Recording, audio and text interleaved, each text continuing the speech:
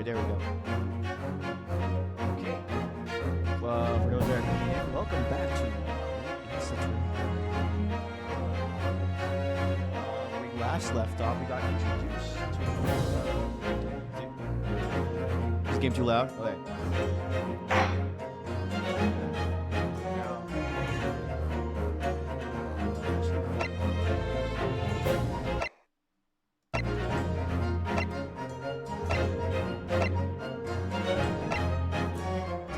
Tell me how to change the audio. It doesn't give me an option for that. Wow, only mute or unmute?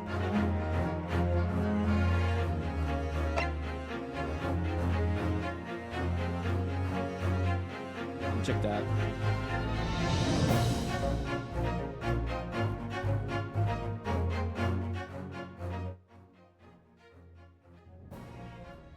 How's that?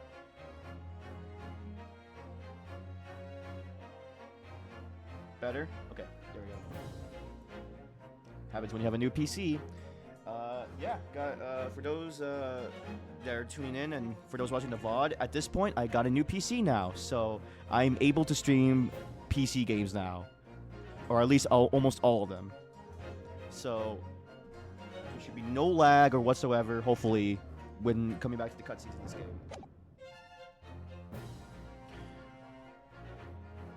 So, let me just... Yeah.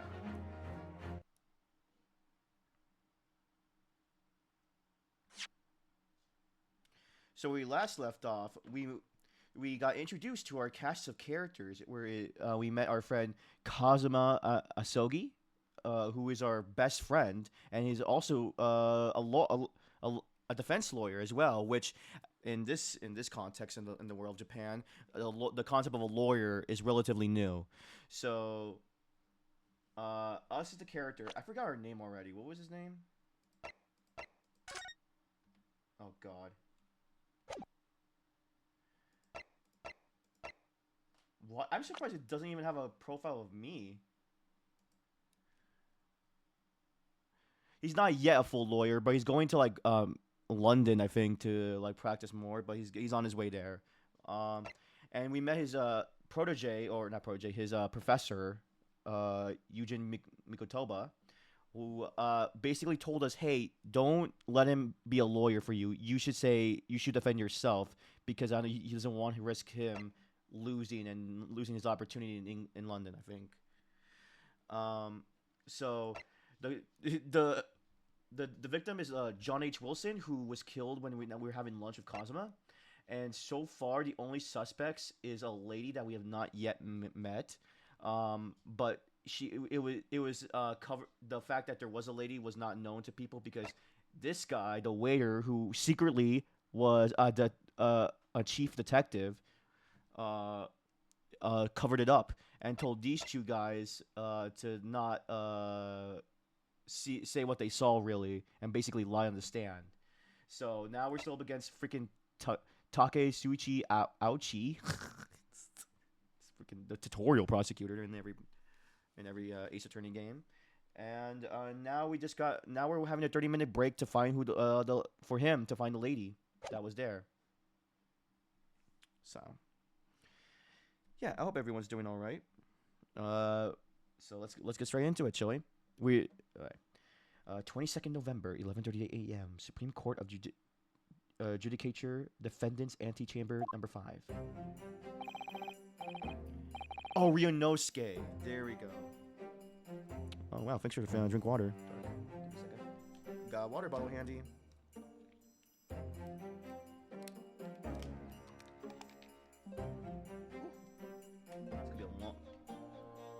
Let's see how this night goes. Excellent work, Ryunosuke. That was superb. Ugh. My heart was in my mouth the entire time. It was almost unbelievable. I mean, looking at you in there. You were drenched in sweat, your eyes popping, your knees knocking, and you were grinding your teeth. It was a grim sight, but before I knew it, you started finding inconsistencies in the testimonies. Gotcha. I think you might have a natural talent for being a lawyer. Forget it. It's terrifying.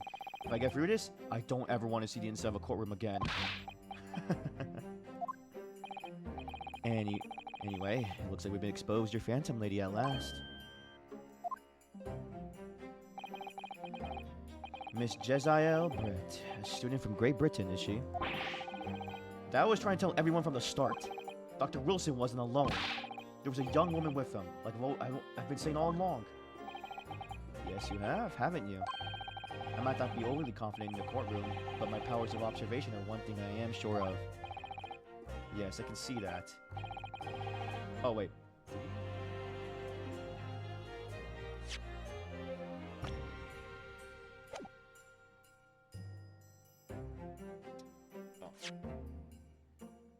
Oh, I might not be overly confident in the courtroom, but my powers of observation are still one thing I'm sure of. Yeah, that's what I said. Yes, I can see that. So, about this young gentlewoman. P5 Extreme, we'll start that next week. So there should be no problems whatsoever.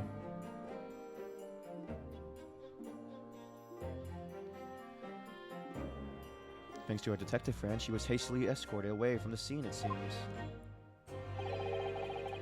Did you see what happened with that?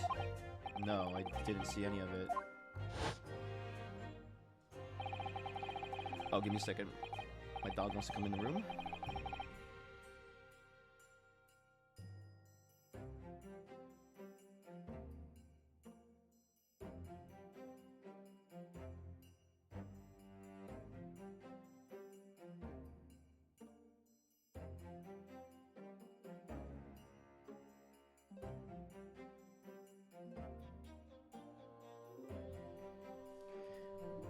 I was just on my way out of the restaurant myself, then on the floor next to Dr. Wilson's table. I noticed there was a gun lying on the floor, and just after I bent down and picked it up... By the way, how's the game running, chat? Just want to ask, because right now, it's running pretty well. Wait a second, it means some yogurt too.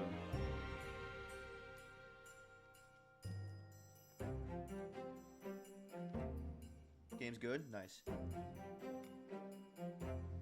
I didn't have time to think about where the sound of the gunshot had come from. The waiter ran over to me, looking as wide as a sheet, and he bundled me into some sort of small pantry next to the kitchen. As thinking by the detective, he apprehended the suspect without a moment's delay. Yes, and because I was shut into the pantry, I have no idea what happened outside in the dining area.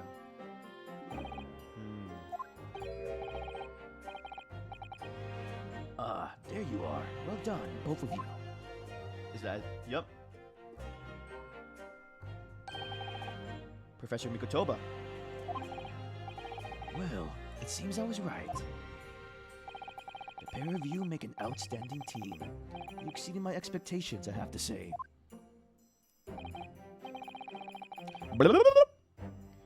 Yes, it seems you planned this from the start.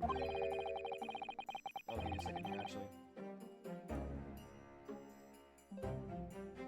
Oh yeah, my mic aux is loud at maximum, so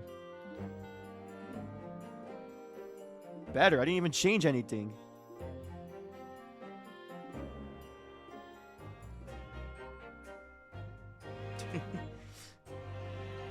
You arranged things so that I wouldn't be able to act as a lawyer in this trial. Our modern country is still in its infancy. Our justice system, even more so. Which is why I firmly believe that we need to send our brightest young star overseas to learn all they can. I wanted to avoid a situation that may have resulted in your study tour to Great Britain being cancelled.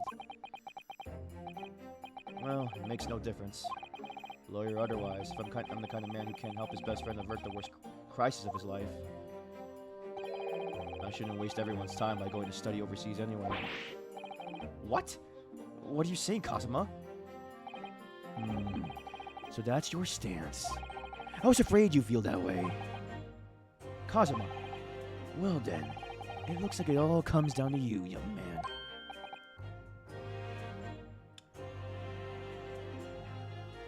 What about my tone? Oh my, what, was it not loud enough or something? Also, burger. I don't eat sushi, so. To me. Yes, you need to prove your innocence and uncover what really took place in that restaurant. I must say, I very much want to know the truth. After all, I have a personal connection to this case. Oh, you have? Oh, I have a personal connection to this case. Come to think of it, he said the same thing earlier this morning, didn't he? If you don't mind me asking, Professor, did you know the victim? Yes, I did. As you're probably aware, Dr. John H. Wilson was a visiting professor at UMA. And it was I who invited him. Oh, I see.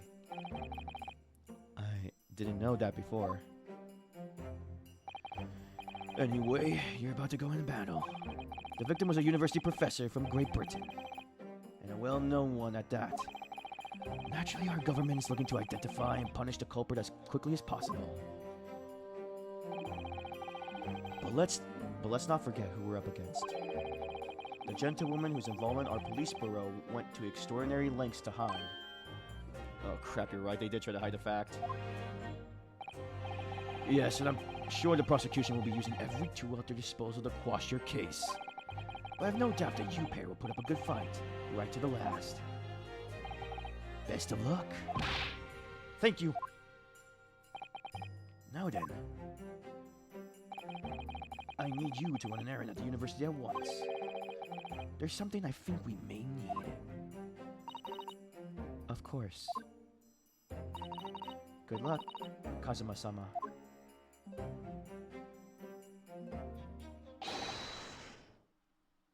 Oh, Ryonosuke Naruhodo. Ryonosuke. I need to remember that name. Ryonosuke. It's been a week since I played this, so I didn't think about the characters' names that much. So, give me a second here. Just fixing where the mic is. Court recess is over.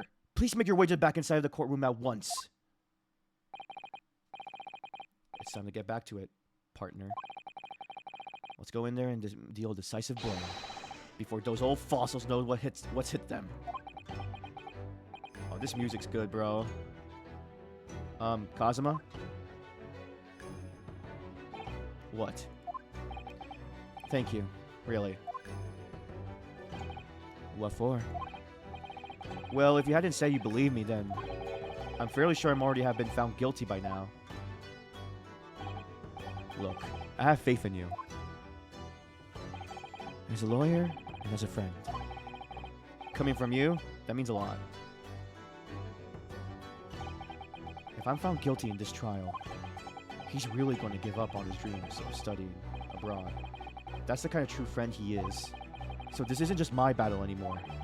Whoever we're up against, we absolutely cannot afford to lose. Alright then. I'll save the thank yous for after the trial. You can treat me to one of those sukiyaki meals I like from Yume Cafeteria on University Street. With an extra large portion, of course. Oh, my fingers, Jesus. November 22nd, 12:09 p.m. Supreme Court of Judicature, Court Room Number 2. Here we go. The court hereby resumes the trial of Ryonosuke Naruhodo. Prosecutor Aochi, have you managed to subpoena the witness? Yes, Your Excellency. Against all odds. And thanks to a certain young stripling, the prosecution is now rather under painful scrutiny from the government. Sorry. Let the government scrutinize. That's their job. It's nothing to worry about.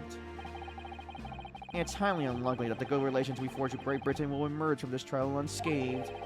Well, you still think it's nothing to worry about when the new treaty breaks down and our nation founders? Again, terribly sorry. If the friendship between our nations is really so fragile, then the treaty isn't worth the paper it's written on. You really have nothing to worry about, Ryonosuke. What do you mean? A secret trial, anxiety over some foreign government's opinions, a bungled investigation, missing witnesses. Is this what our nation's justice system is? Is this the Supreme Court of Japan or of England? Ooh. Sick burn there, brother. Shut up. Shut up, you jumped up rookie boy. You and your friend know nothing. Nothing of the situation our nation finds itself in. I'll be sweating. By aligning ourselves with this great world power, we'll become strong. Diplomacy has never been more critical. Steady political maneuvering is what will secure our futures. Okay. I won't deny I'm no expert. I'm just a student, and one who can arguably study harder too. But standing here now in the Supreme Court, there is one thing I feel very strongly. A country that fails to uphold the truth in its justice system is a country with no future at all. Whoa. Well said, Ryunosuke, despite the wide-eyed look of terror. You little brats! Thank you, Counsel. This court is the pinnacle of our nation's justice system, and exists solely for the pursuance of truth. With that in mind, this trial will now resume with the next witness taking the stand. The visiting student from Great Britain, Miss Jezzael Brett. Yes. Your Excellency! Here we go. Ooh, a swan? Oh, snap.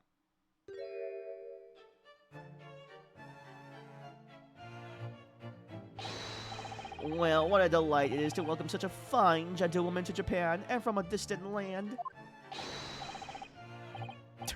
Tea. Somebody bring English tea. In England, no discussions take place without tea. Is that true? No idea. So, could we possibly trouble you to state your name and occupation for the court? Of course. My name is Satoru Hasanaga. I have been working undercover as the head waiter at La Carnival. Oh, yes, we all know about you already. Inspector Hasanaga, where's your manners? In England, it's always ladies first. Is that true? No idea. More importantly, a little earlier today, you said something to me. You said your powers of observation are on one thing you're sure of. Oh, yes, I think I did. Didn't I? Yet your description for this amazing sight was simply a woman.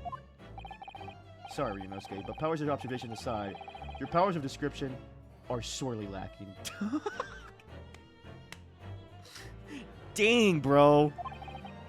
Guilty. So, dear lady, once again, if we may trouble you for your name and occupation, please. Oh. Are you going to show your face? Oh. No.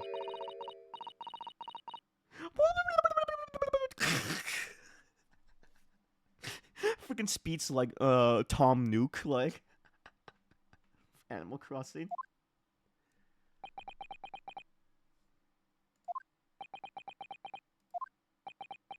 Does she not speak Japanese? I'm terribly sorry, dear lady, but what?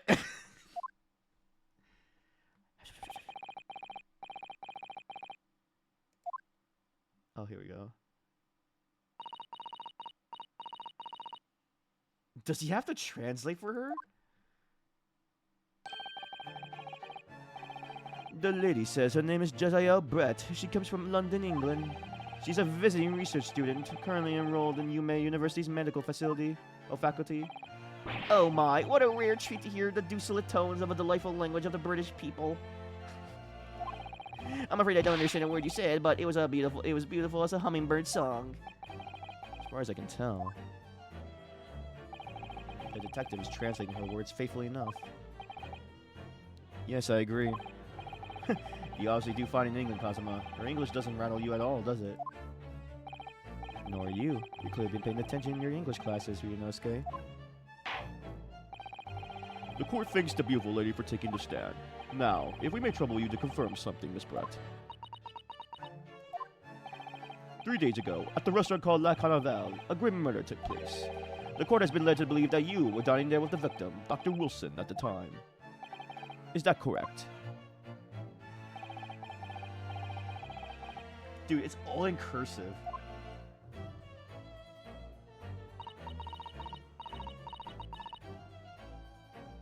Can anyone read this? I know that one of them just says of.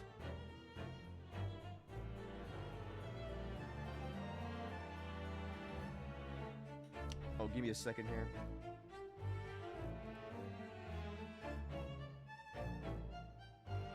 Here we go.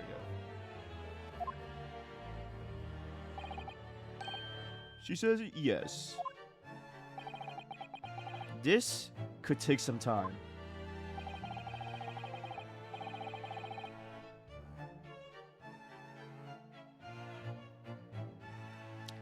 So she's even studying here in Japan. She can't even speak any Japanese.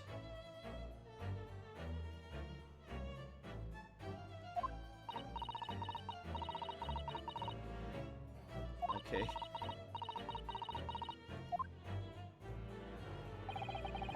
She'd like to apologize for disappearing from the scene. She says that she was due to make a presentation at the university, so she had to leave immediately. Interesting. When you're the one who engineered her escape. I was just following special orders for the Bureau. Well now, dear lady, would you be so kind to cast your eyes over this photographic print? Seeing as you were so unfortunately present at the scene of the crime, could it be that your resplendent eyes caught sight of the wicked perpetrator, perhaps? Wait, she's responding now? Apparently, it was a very frightening and sorrowful sight. Do you mean to say? Yes, it would appear the lady did witness the crime.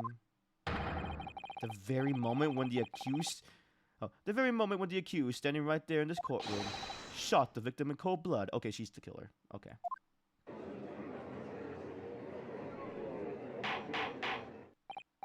Order in the court. Did you hear that, Your Excellency?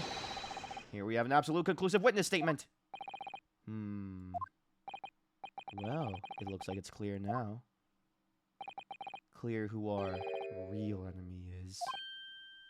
Oh. It looks like freaking Cosmo's gonna pull out its sword and just, like, slash somebody. Unfortunately, I will have to ask you to formally testify, if you please. Kindly tell the court the exact nature of this frightening and sorrowful sight you described.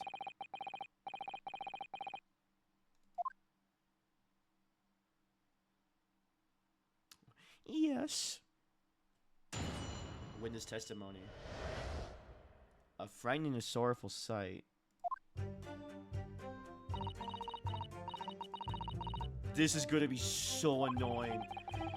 I had arranged to meet for a slightly late luncheon with Dr. Wilson that day. The professor was unable to eat, so I ordered for myself only a beefsteak. After a while, the accused came over to greet the professor, and they got into a fierce argument. Then, not long afterwards, the accused took the professor's gun and shot him right before my eyes.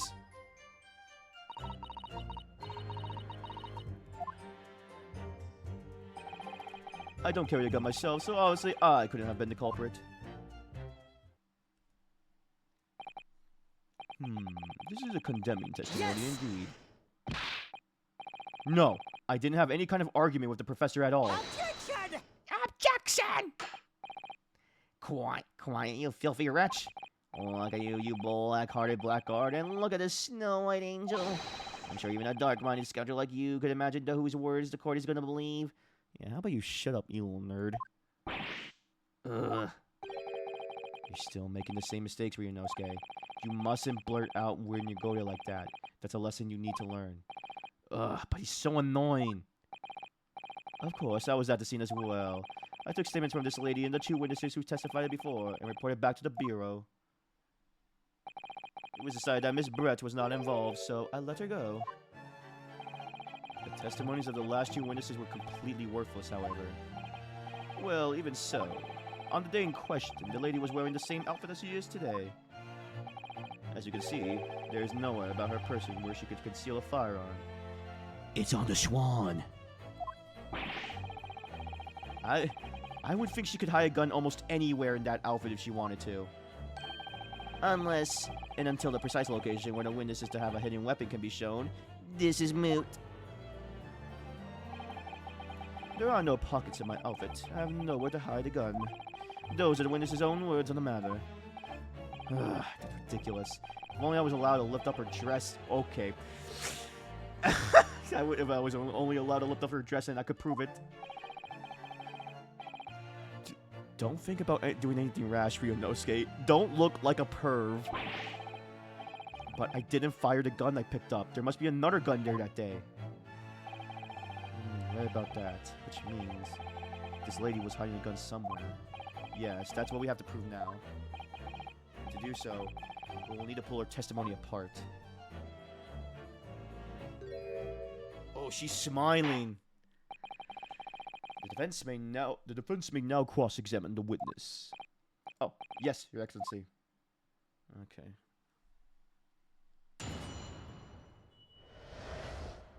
A frightening and sorrowful sight. Okay.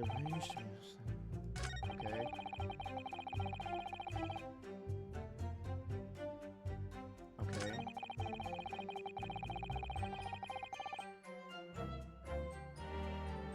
Do I have anything to prove that?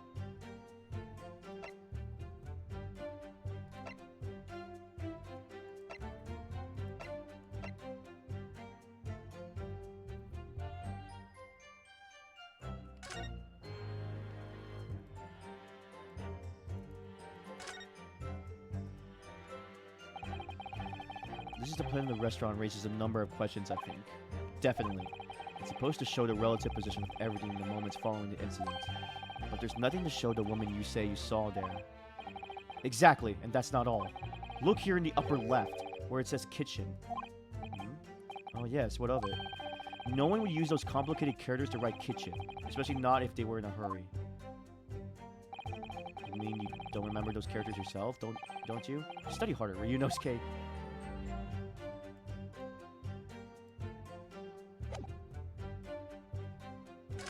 Wait.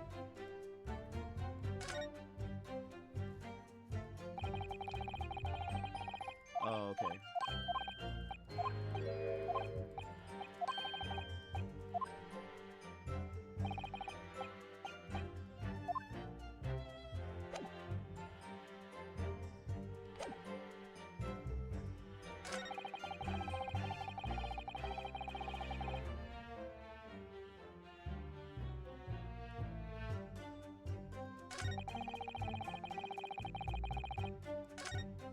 Okay, that has to be the second to last choice. So, she's maintaining that you got in an argument with the professor at the end in which you shot him, which is now an totally unfounded lie. Still, her statement is very compelling. After all, she's an elegant, refined, young, and beautiful gentlewoman from Great Britain. Stark contrast to you, dressed from the head to toe in a dull black school uniform. I'm dressed exactly the same way as you are, except for the flapping red ribbons. Well, anyway, this is our only chance to expose her testimony as a fiction that it is. If we can't do that, then the trial's over.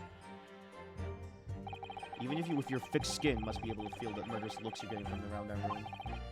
Only too well. I feel half dead already. And the fact that I can't see a single inconsistency in your testimony isn't making me feel better either. The first thing to do is to press her on any of her statements that seem even slightly off to you. Okay. Do that, and the opening will present itself. I promise you. I need to expose the true face of this exotic foreigner that's hiding behind the mask. That's what I should be aiming for in this examination.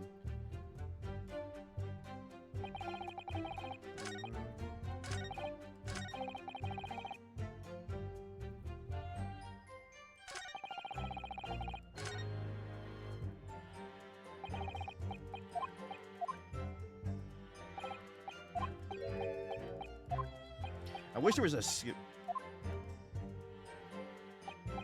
Welcome back.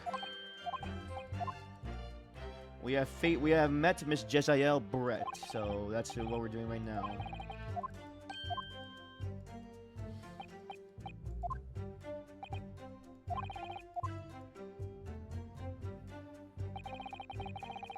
Okay. professor was in no hate. Okay, let's do this. Yes! I never got into argument with the professor.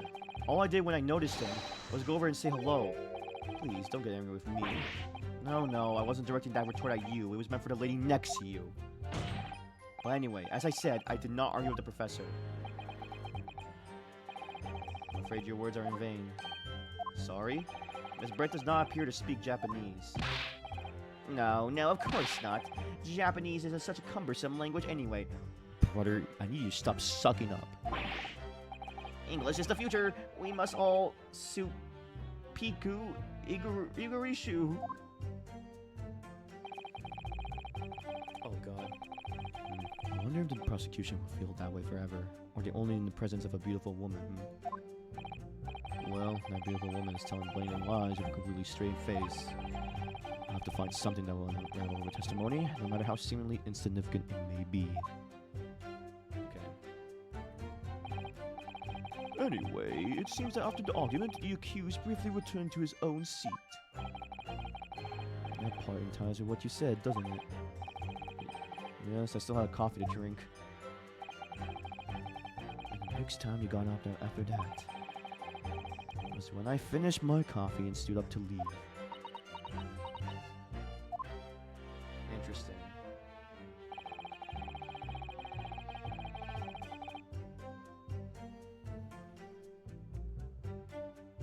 Yes! Like I said, I did not shoot that gun. And like I said, there's no point repeating that assertion over and over. Well, I wasn't being attacked by on my own side. Nevertheless, defendant, you can't deny that when the shot rang out in the restaurant, you had a gun in your hand. Oh yes, that's true, but all I did was pick up the gun I saw on the floor next to the professor as I was leaving the restaurant. In fact, yes, there was someone much closer to the victim than me at that time. The highly suspicious lady in the... That will you dirty rotten scoundrel. Dirty. Your baseless accusations could very well cause an international incident, boy. It seems to me that your accusation is just as baseless as ours. What nonsense. The lady is merely stating what she saw. And this is already an international incident as far as I'm concerned, anyway. Yeah, I was gonna say, I'm in trial for this. This is already an international statement. Let me press on that. Yes! It's all very well saying that, but can you prove it? Absolutely. I verified it personally. You verified it? Yes, immediately after the incident, I checked to make sure the lady was not carrying a weapon. I distinctly remember saying, I'm not. That's all you did? You just asked her? Surely you carried out a physical search, Inspector. No.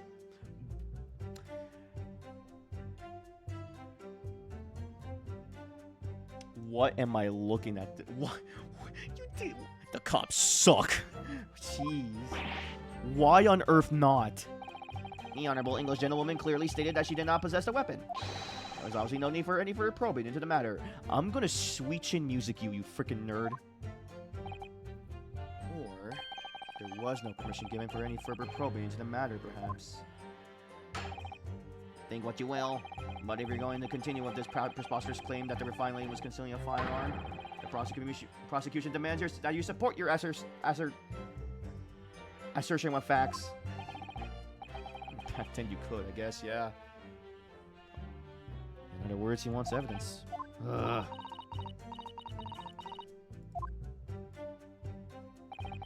The lady wishes to point out to the court, of course, she wanted to stay and assist with the investigation. But she was in a hurry to give a presentation at the university, so she was compelled to leave. Not to mention the fact that your office had told you to get the woman out of there.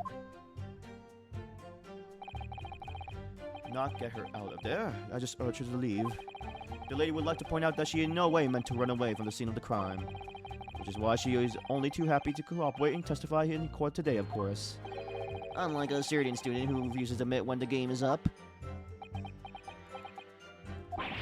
You could at least have the courtesy to pay attention when I'm goading you. I don't care about you, buddy. So she's maintaining that you got into an argument with the professor at the end, which you shot him. Tons the table. Yeah, turn the tables. At the end, which you shot him. Which is an out and out unfounded lie. Oh, it's going back to this. Okay. Okay, I need to like press on every statement then.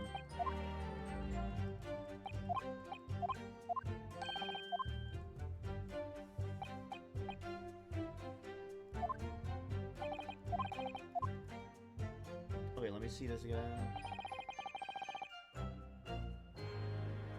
Yes! After 2 p.m., in fact, that's really quite a late lunch, isn't it? Attention! You don't keep up with the latest fashions from Britain, do you? Late luncheons are in vogue, isn't that right?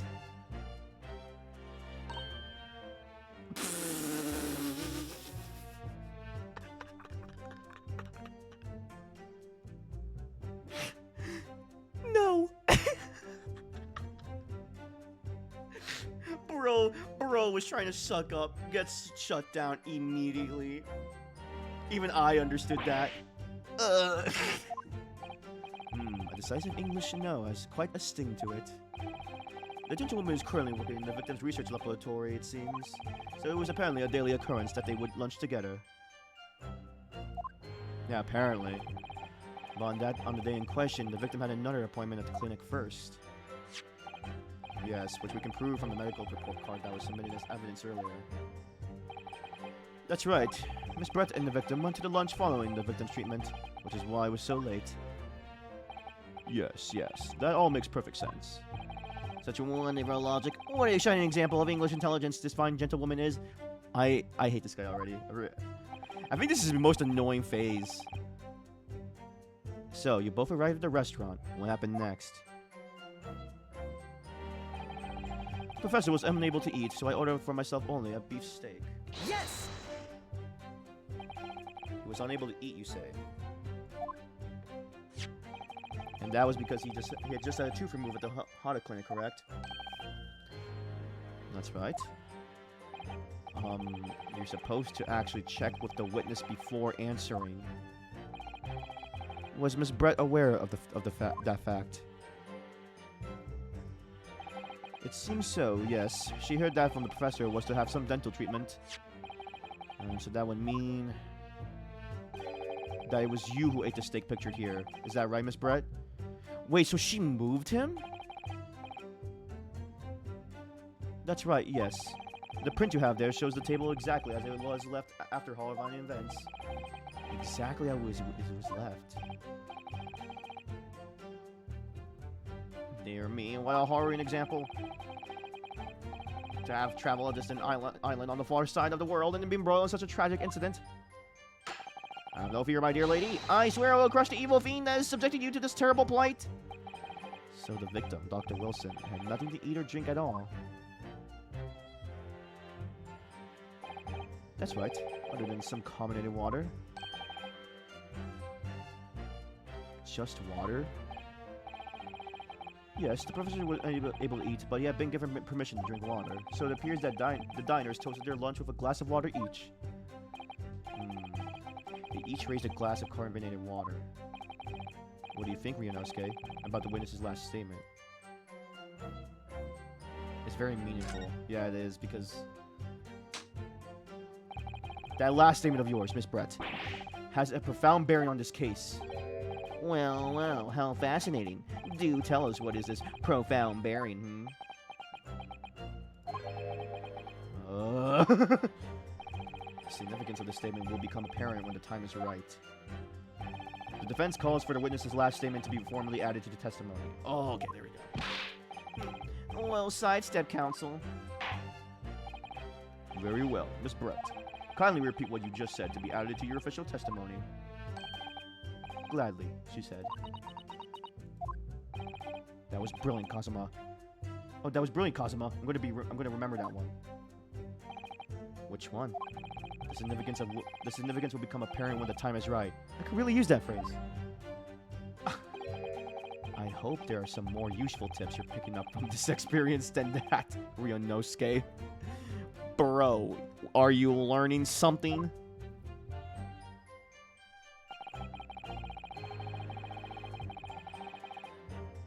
Actually, wait.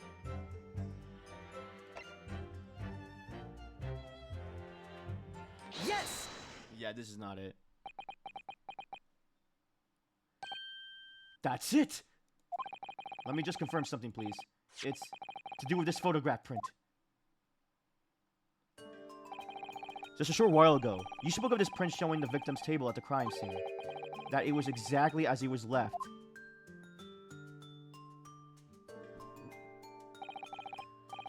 That is correct, the lady says.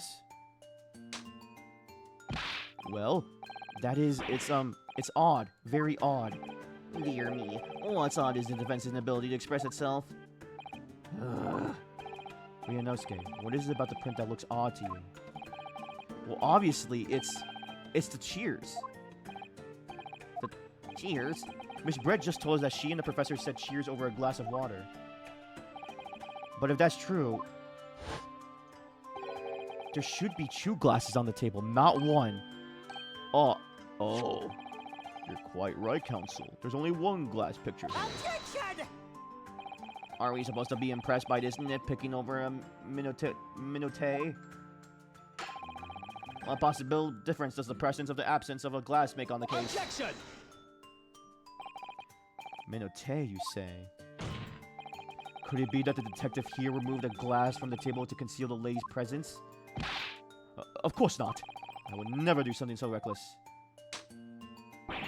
But there should have been two glasses on the table. Or are you going to try to tell me you can clink with only one? You're quite right. I certainly took two glasses to the table.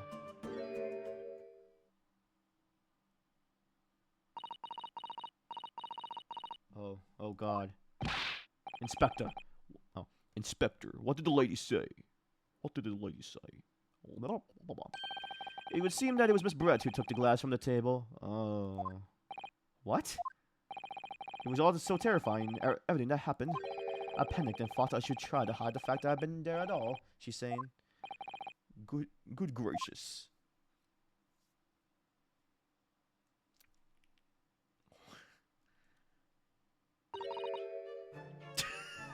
Sorry.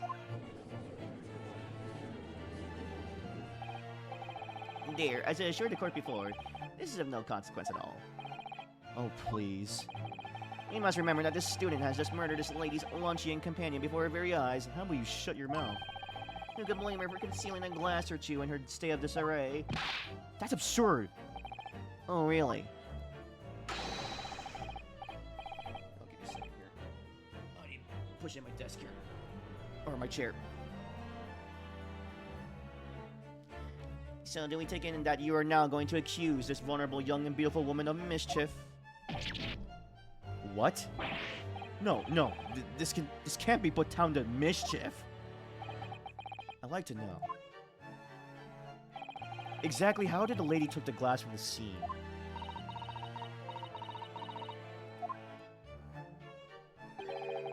It would seem that she slipped into a small handbag she was carrying.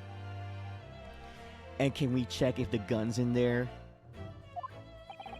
A handbag, you say? Yes, Your Excellency. A small hand-handled pouch commonly carried by the well-to-do women in England. So, the beautiful lady has graciously explained how and why she removed the glass from the scene now. However, that fact remains that this glass has absolutely no bearing on the case. No, but the purse does. This student has been trying to confuse the court with the logical reasoning, but in the end, it comes to nothing. No more pretentious accusations. You have wasted enough time already. Indeed. The lady has offered a satisfactory explanation as to why she removed this glass. I think henceforth we can consider the matter to have no bearing on the case. Counsel for the defense, are you in agreement? Well, I don't know really. If you want to pursue this matter further, I'll give you a second.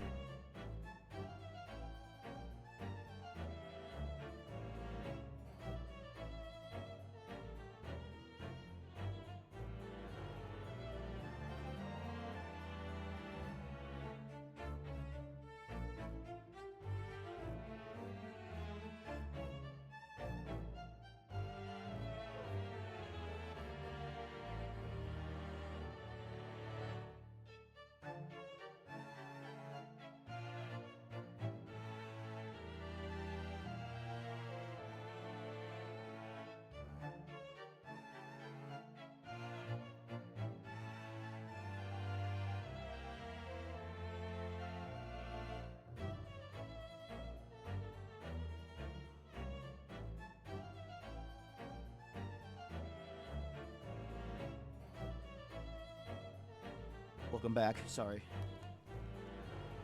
If you want to pursue this matter further, you're going to need to show that it has some deeper significance. Yes, you're right. So she took the glass away in her handbag. If there's a deeper significance there, then it's... the handbag, yeah. Wait, the lady put the glass in her handbag, you say? Yes, do try to keep up. It's already been explained to the court that all English gentlewomen carry handbags for small items. Let me see. A little while ago, Miss Brett stated that the following. There are no pockets in my outfit. I have nowhere to hide a gun. But what she forgot to mention was her handbag, in which would be perfectly possible to conceal a gun. You're right. Well done, partner. I had a feeling you picked up on that too. What are you insinuating, you vile blackguard? It's really very simple. I'll give you a second here. Let me close the door.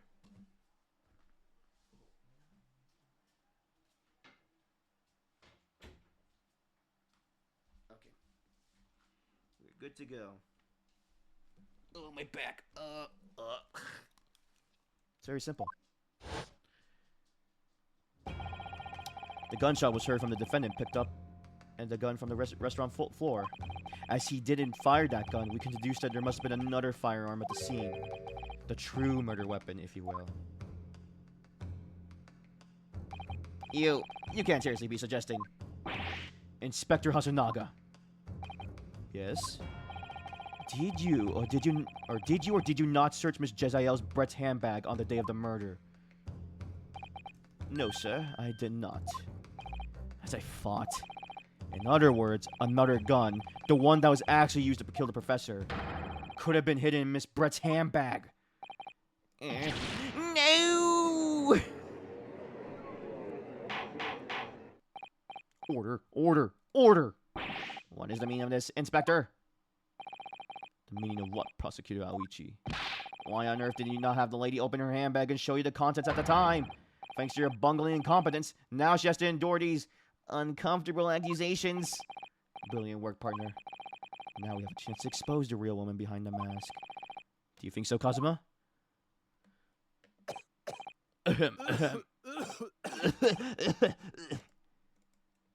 Oh god, he's bleeding. Well, what a sorry situation. Clearly, you have no faith in the police. You're right. I don't. Especially in this case. As I said, I did not search the lady's handbag after the shooting, simply because it was unnecessary. What? Unnecessary in what way? I'll have to thank the student lawyer, really. I have a piece of evidence here that I have completely forgotten about. This photograph print.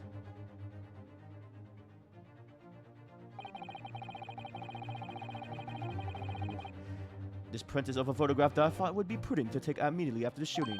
And you would forget it? I hate this guy already. As you can see, it clearly shows Miss Brett's handbag. What is wrong with my voice today? Well, I never. You can see right through what's inside. Oh, interesting. You're right, I was like, what's the point? Oh, you tell her see-through bag, so you would have... Oh, that's why he thought it was unnecessary. Okay, never mind. I kind of take that back then. That's right. Apparently, mesh-work bags like these are the height of fashion in London at the moment. Well, maybe there's other pockets that you're missing. Like, maybe there... I don't know. Give me a second here. Yeah, thanks for the water. So the contexts are clearly visible.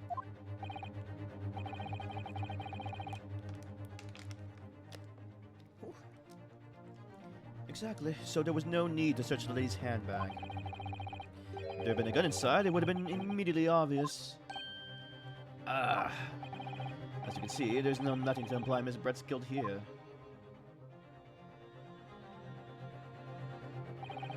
Thank you for helping to prove that. No, Haru-san.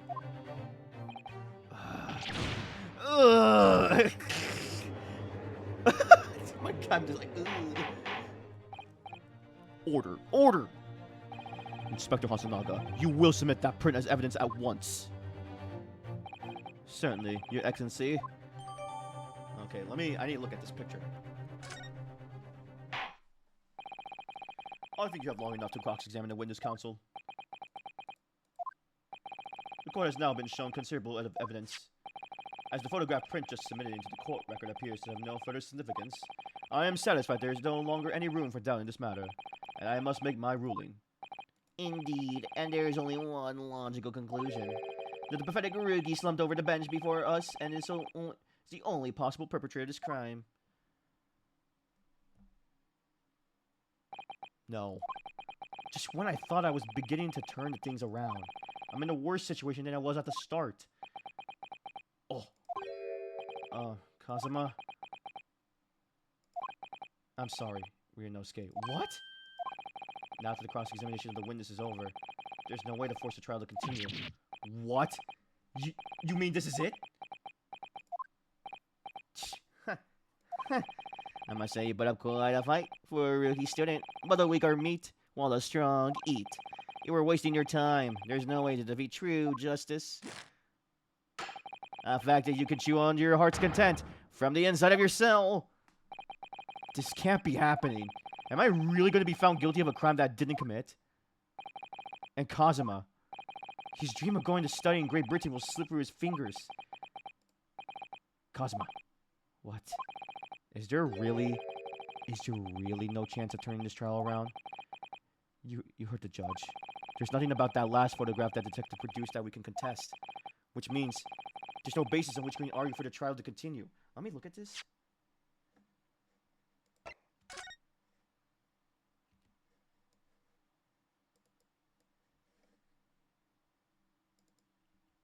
What the heck is on his hand?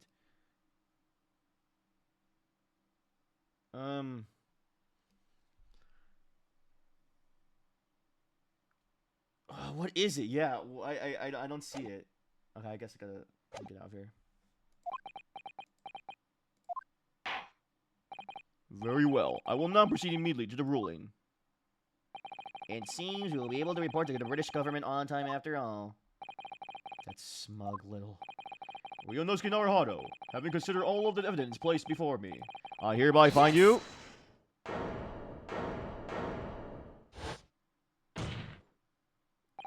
Wait, Your Excellency. Ryunosuke? I don't think you can rule on this case yet. Attention! This amateur's is getting tedious. When His Excellency deems that the trial is over, he gives his ruling. That is the most basic protocol of the courtroom. Yes! Your Excellency. Oh, ooh, is that a glove on his hand? What is that? Your Excellency, just a moment ago, you said this. As the photograph print just submitted appears to have no further significance, there is no longer any room for doubt in this matter, and I must make my ruling. Now that means if there was a problem with the evidence, some significant detail, I mean, then ruling on the case at this time would be out of the question. This blatant straw clutching. Look at this photograph print. All it shows is that the handbag and the gentlewoman was carrying on the day in question. There could be no problem with this evidence. You better know what you're doing, Ryunosuke. I understand your objection, counsel. Certainly, the new evidence submitted by the detective has not undergone the court scrutiny. However, I fail to see how we can glean any new information from this handbag.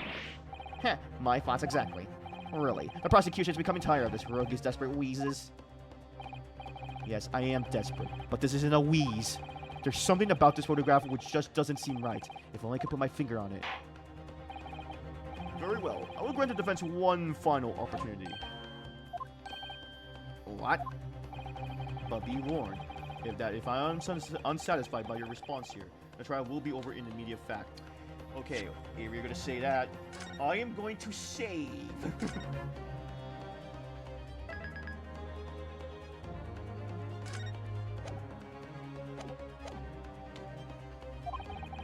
Do I make myself clear? Yes, Your Excellency. It's all come down to this. So, take another look at the photograph print Inspector Hasunaga submitted before. You will identify for the court where in this print we see the significant detail which you alluded.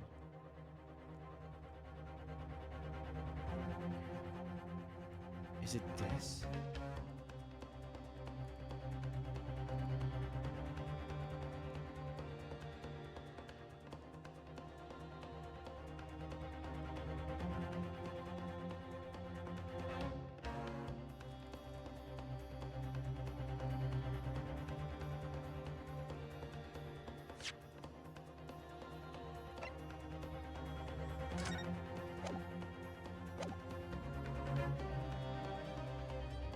Oh, our...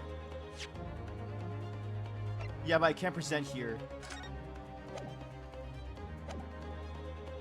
Oh, wait. Yes! Oh, yeah, okay. Look at this here. There's a very unusual mark on the victim's wrist. That is true. It looks almost like a burn of some description. Oh, okay. Objection! Dear me, I was pondering what new piffle you would come out with. A burn, you say, on the victim's wrist. Clear that has nothing to do whatsoever with the magnificent lady's handbag. Yes, that is a burn mark. You're right. Go on, Inspector. The police coroner also noticed that he was performing the post-mortem examination. It was deemed unrelated to the cause of death, so he didn't note it in his report. Why? What did I tell you? In any case, we have no idea when the victim suffered this burn, do we? And no possible way of knowing either. The more I look at it, the more I find myself intrigued by the curious shape of this mark. However, as Prosecutor Aoichi points out, unless a firm connection in the case has been shown, I cannot allow any further time to be spent on the precise details of this burn.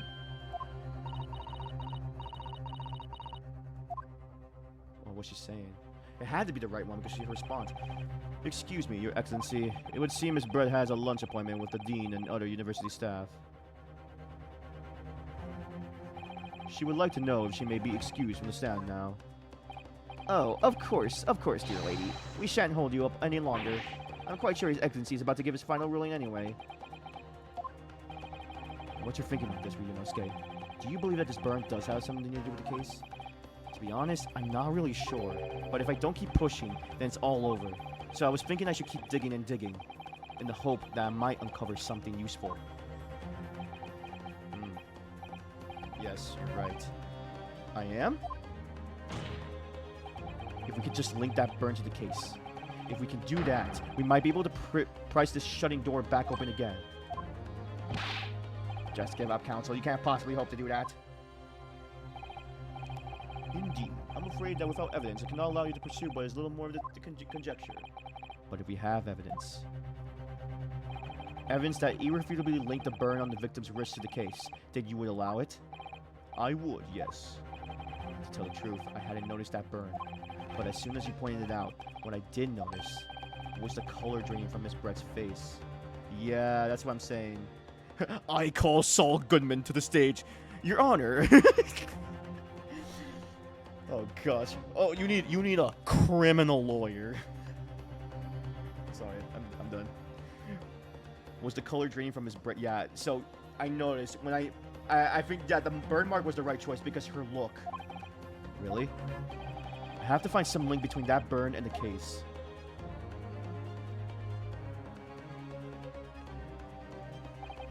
This is the moment of truth. It's time to find some evidence that proves what the burn really means. Yeah, it does. So then, the defense will now present its evidence. So now the defense will now present its evidence to the court. The evidence that demonstrates an inextricable connection between the victim's burn and his trial.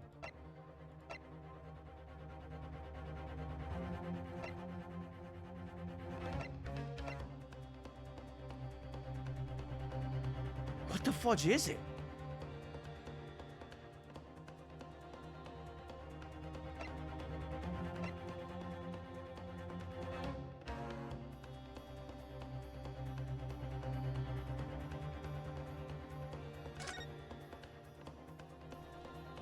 Examine everything.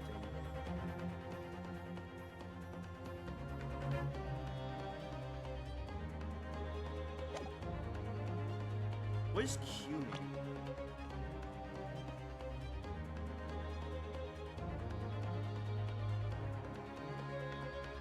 Oh, it means that.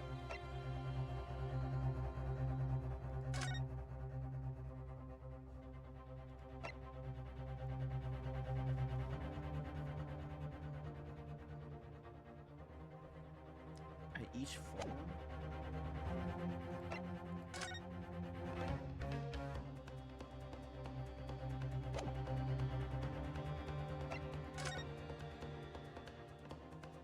That's where he was.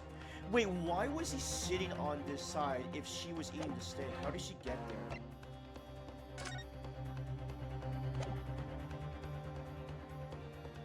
second. Dog's barking.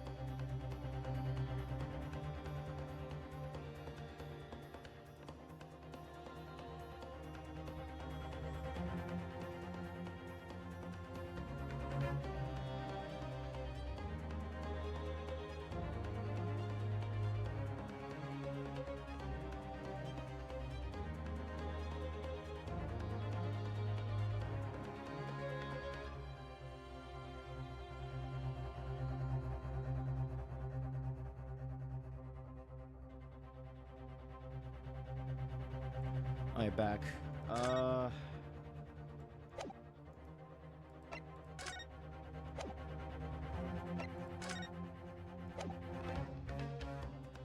I don't know what it is. The evidence that demonstrates an connection between the victim's burn and the trial.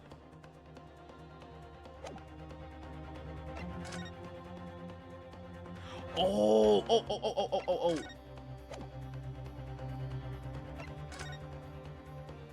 Wait. It's this. Oh, it matched. Yes! Yeah. What's this, Counsel? Yet another print. Yes, Your Excellency. I believe the photograph prints are an amazing invention. When we humans look at the scene, we miss things. But in the photograph, things we may have overlooked at the time are recorded forevermore. Do hurry up, Rookie. What are you trying to say? To inconvenience this poor lady any further would be quite inexcusable. Actually, we may need you to stay with us a little longer if you don't mind, Miss Brett.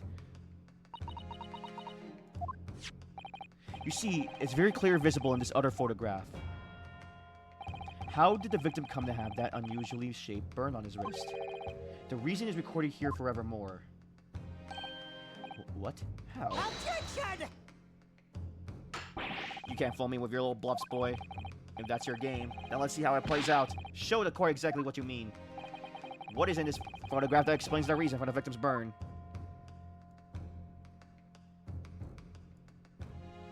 Yes!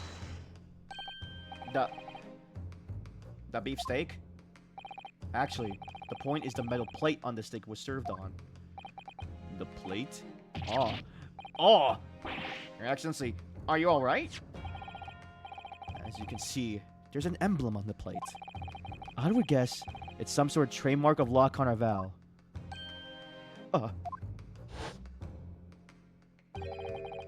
This emblem on the plate and the victim's burn are exactly the same shape. Ryunosuke, you genius. You're spot on.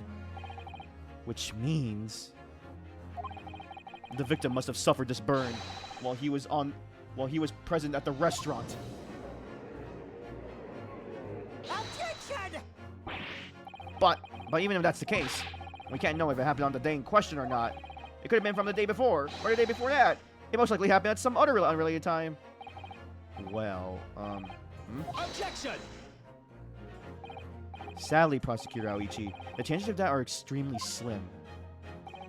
Thanks. Why? The outline of the burn is clearly discernible.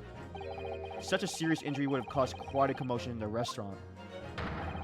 Wouldn't you agree, Inspector Hosonoga? I can't imagine having missed such a terrible disaster, certainly. But but I would say, looking at the picture of the wound, that it wasn't suffered very long ago. And although it's not a particularly large burn, it's extremely well defined, as the defense just pointed out. This was no mild burn, that's for sure. Can you be more specific, Inspector? Well, let's see. If the plate was at around 90 degrees centigrade, a burn like that would have taken around 3 seconds. It's inconceivable that the victim wouldn't have let out a scream of pain then. I have been investigating the restaurant for several weeks now already, but I have not heard anyone scream at all. As the head waiter of La Carnival, I can testify to that without hesitation. but you're a detective, not a waiter. Yes! There you have it. Something isn't right here. As the detective said, anyone who burnt themselves on the piping hot plate for 3 whole seconds would scream in pain. There's no question about that. And yet, Inspector Hosonaga never heard the professor scream. Not on that day, or any before it. That's right. And the strange thing is, on the day he was shot, I didn't hear him cry out either. What are you suggesting? Well, if the professor hadn't carelessly laid his wrist on the plate for anything like for 3 seconds that day, that would be careless, I think, counsel. Then the rest of us in the restaurant, myself, the sergeant, and the old antiques dealer, all of us would, without any question, have heard him scream. Yeah, I like how he turns like that. Wouldn't you agree, Prosecutor Aoichi? Well, yes, I suppose.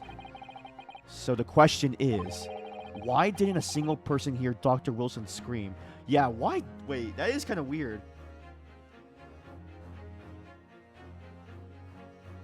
No. Unless...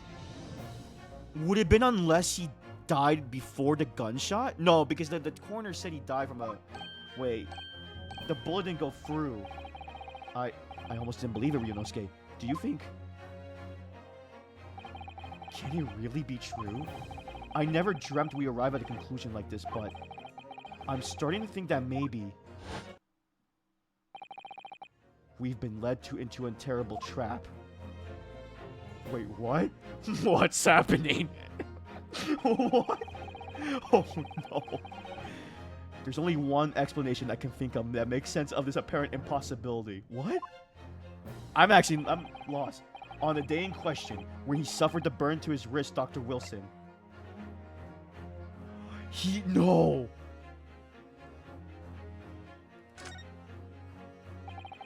No man could remain silent while his wrist was burning on the piping hot plate for 3 whole seconds. That's clearly impossible.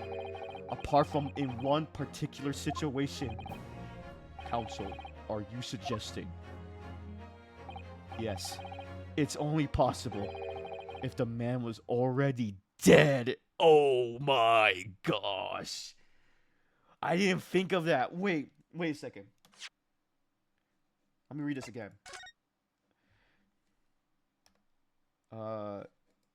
Okay, cause of death. Yes, single bullet fire at close range. Fatal hemorrhage from pectoral ballistic trauma. No exit wound. Bullet did not pass through the body. Was it like... What? I am so confused. He was already dead? Already Dead?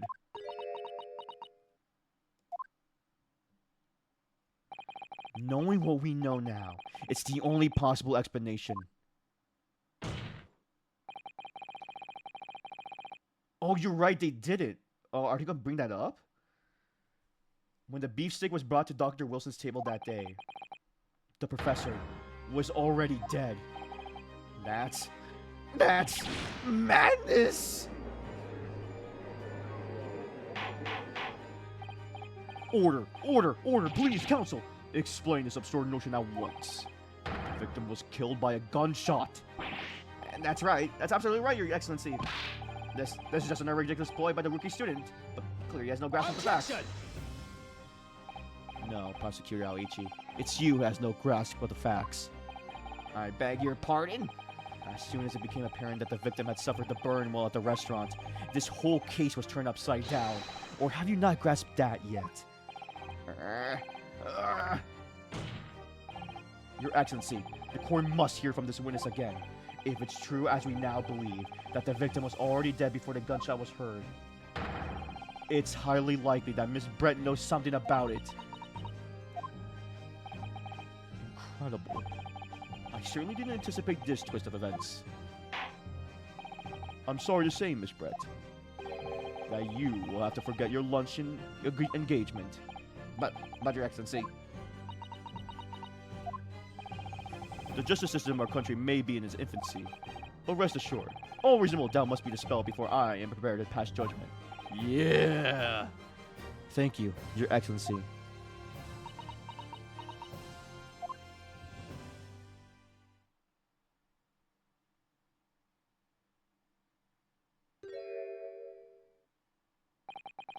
What was that smile?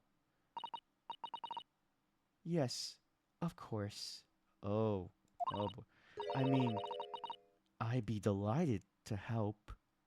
Oh God, she knew Japanese. Oh God, I'm getting goosebumps. Ooh, ooh.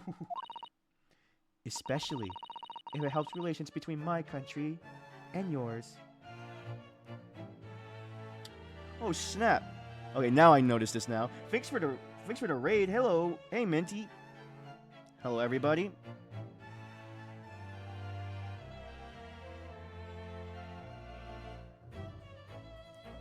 Yo, what's up? Hey, you guys, welcome in, welcome in. I've been doing pretty well. I finally got a new PC now, and so I can stream games without worrying about lag and stuff with my old one. So I'm very, very good right now. It's been a good couple of days. I hope you guys have been doing well. I hope you all have been doing well.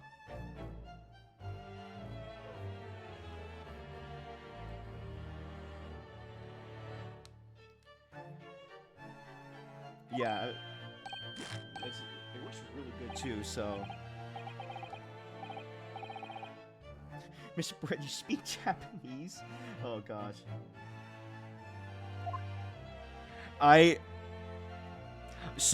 Okay. Exactly, I have no limits now, really. But I am gonna be a little bit lenient of buying games right now because I need. It did a big toll on my budget. So I have a lot of games on Steam already. And for Trails of Cold Steel, I want to, but I want to start Trails of the Sky because I have that on Steam. I didn't buy Cold Steel yet because everyone's been telling me to start from Trails of the Sky. Well, technically you can start any game, but from what I read on online, people have been telling me that you can start anywhere, but they would recommend Trails of the Sky because it's really cool to go from one to the other. Oh yeah? See, yeah, that's what I've heard too. Yeah, and now I can play RPGs now. Oh yeah, for anyone that needs to go to bed or anything, then by all means. I just appreciate you for the raid. Thank you. Yeah, you have a good night and you have good night, and thank you for the kind words. I guess it's still relatively early for me right now. I don't know. I need to finish this case though. Well, of course I do. I'm studying your country after all. So you this broad just lied to us. But then why have you been speaking through an interpreter until now?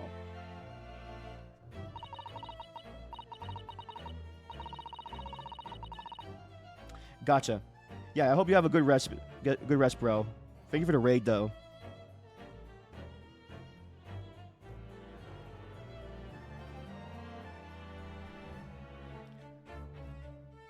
My mother tongue, the Queen's English, is the most refined and elegant language in the world.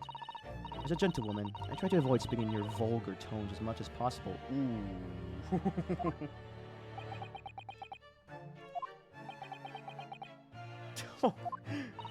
But it seems that the men in this land possess none of the chivalrous virtues of English gentlemen.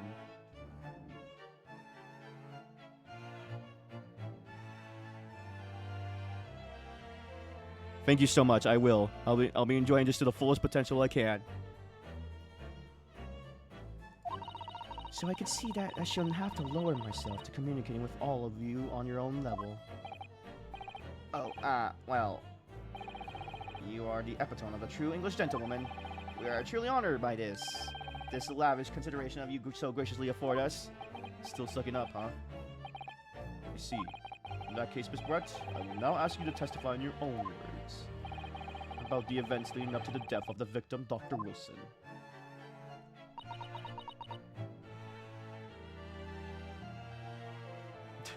Yeah, honestly, this is a oof. She just roasted everything about this country. So we're finally going to hear her own words on the matter. Things are getting interesting, Ryunosuke. Here we go. Witness testimony. The victim's death. Unfortunately, I have no idea when the poor man burnt his wrist like that. When the waiter brought my steak, the professor and I raised our glasses and toast. As far as I heard, the post-mortem reports show no other possible cause of death besides the gunshot. If there's some other way a man's life could be taken without leaving a trace, please do show me. But of course, this country's inferior investigative techniques probably wouldn't pick it up on it anyway. Wow, this girl has some nerve. That most captivating and beautiful testimony will go down in the Supreme Court's history. Thank you. Easy does it. I hope that is the last time I will have to sully my lips with this coarse tone of yours unbecoming tongue. Oh, forgive me. I do love having insulted anyone. Oh, you're going down. Not at all, not at all. It's a delight merely to hear you speak, dear lady. I like how he just brings his hand together and he's like shake his head. It's kind of funny.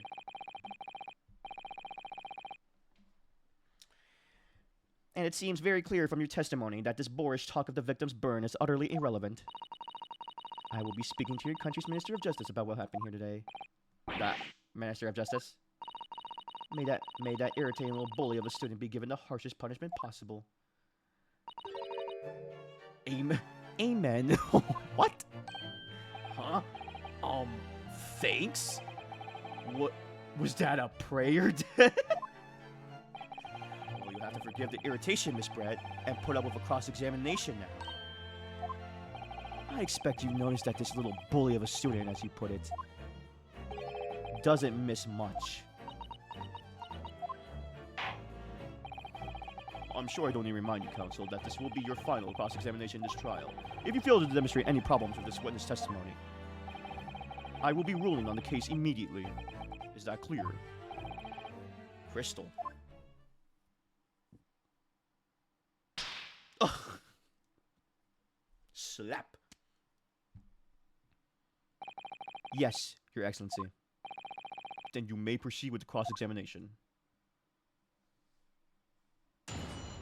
Here we go. The victim's death. Let's go. Let's press on that. Yes! But his hand was on the searing hot plate for at least 3 whole seconds. You can't have not noticed. Do you think so? Let me ask you something. Sorry? Ever since I arrived at this courtroom, and even still now, the fly in those unsightly black trousers of yours has been wide open. What? You cannot have noticed. Huh? What? Ah!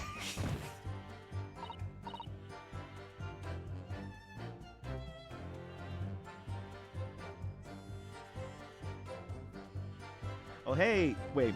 Do you still want to be called Dungeon, by the way? I remember you had told me that last time. Or was that a joke? Or should I just call you by your name here? Yeah, Dungeon? Okay.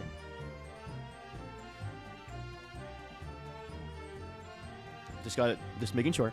Also, how are you doing? I hope you're doing well tonight. What fun. You hadn't realized. The dear lady's absolutely right. As your friend, you embarrassed me as well as yourself, Ryunosuke. Why didn't you tell me? Dr. Wilson was a true English gentleman. He chose honorable silence over a vulgar scream. Can you tiny brains imagine such a thing? Oh yes. I think my tiny brain can. Okay, bro, you're just admitting you're an idiot then. What the fuck? Yes! Ah. Well, I hope your day's going well. Man, I need to practice that. I forget not everyone lives in the same time zone. I hope your day is going well. Oh, thanks for the stretch break, Dark. Ugh.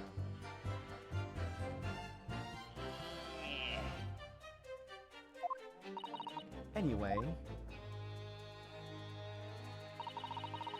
When the waiter brought my steak, the professor and I raised our glasses in a toast. Yes! As you testified before, you were drinking carbonated water. Is that right? Dr. Wilson was the only permitted to drink water at that time, if you remember. Which explains why he ordered that drink. Correct, waiter? Exactly as you said, sir. Although... Whether or not the professor actually drank any of the water when I delivered the steak to the table... I'm afraid I don't remember that. Damn you. I have enough English to understand that, at least. For the benefit of the others in the court, I mean, bless you. That is not what it means. I think it means the exact opposite. Anyway.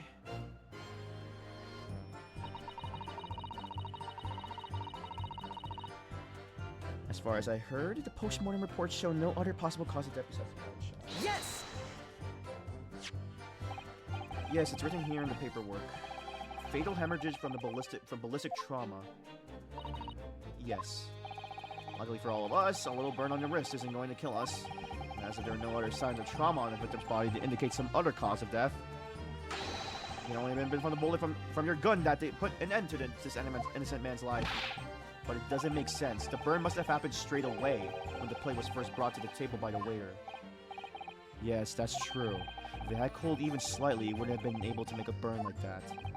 And if the victim burned his wrist on the hot plate as soon as he was brought out from the kitchen, then he must have already been dead at that point. Attention! And yet, the fact is that the victim was killed by a gunshot to the chest. Until you're able to show the courtroom evidence to disprove that, this is a complete waste of time. I concur. Prosecutor Aoichi's right. Ugh. Okay. If there's some other way a man's life can be taken without leaving a trace, please do show me. Yes! Without leaving a trace. If someone is shot, or strangled, or stabbed, or thrown from a height, however, a person's life is taken. There are always telltale traces on the body. Quite right, dear lady. And as our police force has been thoroughly examined the body of the deceased, there can be no doubt. Isn't that right, Inspector Hosonaga? Just said, I've always aimed for a flawless investigation. There would be physical traces with all those causes of death. That's true. Gotcha. But maybe there's some other way of killing someone that doesn't leave a mark. If, heaven forbid, you doubt me, young man, you're going to have to tell everyone how exactly you think the professor did lose his life. Otherwise, I'm afraid your argument falls rather flat, doesn't it? Oh no, perish that thought, calling such a sweet young lady's innocence into question. On my honor, I, Takesuichi Aoichi, will cut down any who dare cast such aspersions. Way of killing someone that leaves no trace. We need some evidence to back us up here. Yes, evidence. Okay, and what's the last one here? But of course, this country's inferior investigative techniques probably wouldn't have picked up on it anyway. Okay. Yes! Yes, you're right. Inferior? What do you mean by that? In the lands of the great British Empire, the police store everything that found in the crime scene for later examination. But in this country, you investigate once and that's the end of it. Isn't that so? Quite right. La Carnival is open for business as usual today, just days after the incident. Exactly. Which means that even an investigation takes a different direction. Vital evidence may be lost. Oh. It doesn't even occur to your naive detectives to try to preserve the crime scene. I'm trying to be as tactful about this as I can. You understand? A killer blow. This lady's formidable as he is beautiful. Bro, chill. Amazing. He's actually admitting our police may be flawed. Perhaps Prosecutor Aoichi's finally starting to see sense. I very much doubt that. Still, there's something about what Miss Brett just said. There was a moment before when something didn't seem quite right.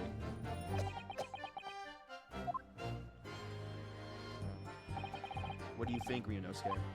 I think it's going terribly. No matter how much I press her, I'm not turning up any new information. Yes, as I suspected. She's a tough witness. We need to find a way to break her testimony, or the cross-examination will be over. But that would mean I have to find a way. There must be some clues somewhere to help us find is that really a good word to say in her armor? Kazuma. What? Ryunosuke. There is one thing I noticed. Something that's been bothering me. Bothering you? You mean about Miss Brett? Actually, no. About the person standing next to her. Inspector Hosonaga. The detective? Yes, he seemed to react a little strangely to Miss Brett's last statement. I was wondering if it might be significant. If I might present an opening, maybe. Alright, I have an idea. Try pressing her on that last statement one more time. If you think so, but this time, instead of targeting the woman herself, let's see what we can get out of the detective. Welcome back. Alright then, I wonder what Cosmo's thinking. I'll find soon enough, I suppose, once I press Brett on her last statement again.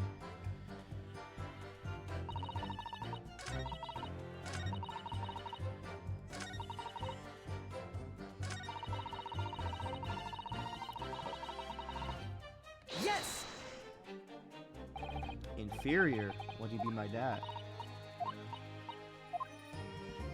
Oh wait, was that the last statement? Wait.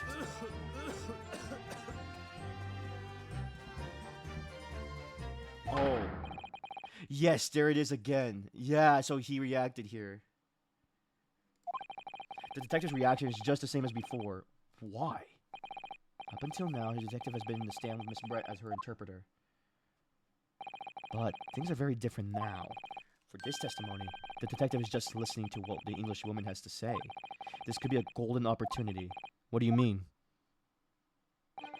When people are actually testifying, they're usually very careful not to let anything slip. However, when they're listening to someone else speak, you'll find they often let their guard down. You're right. Look at him. He's lost in his own thoughts. It's time to pursue the man and this train of thought. Sorry, pursue? I'll explain how to do it now. Ryunosuke, it's all have to do with the witness marker. What marker? Oh, at the moment we're focused on Miss Brett, who's the person making the current statement.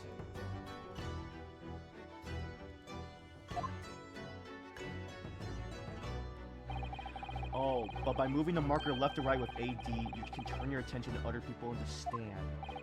While you're looking at the other witnesses, you'll be able to pursue them with space.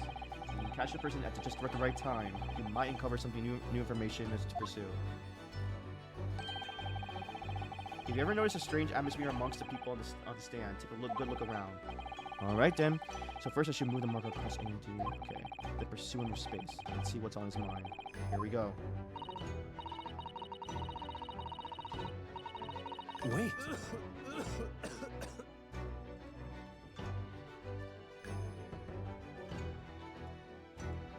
Excuse me. Oh, excuse me. Yeah. What the? What's the meaning of this? Oh, that's new. I never seen that in an Ace Attorney game. I'm so sorry. I didn't mean to shock you. He really was lost in his thoughts. Deeply.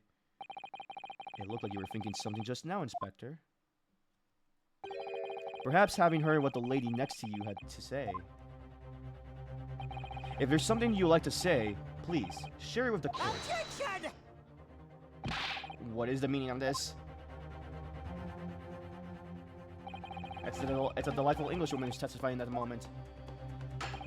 If you can't find fault with her testimony, then cross-examination should be over immediately. Oh, is that how it works? Absolutely not. Hmm? The detective is in the stand, which makes him a valid witness. Yes! Not to mention the fact that he's intimately involved in the case. Inspector Hosonaga. Yes? Do you have something to add in relation to the statement just made by Miss Brett?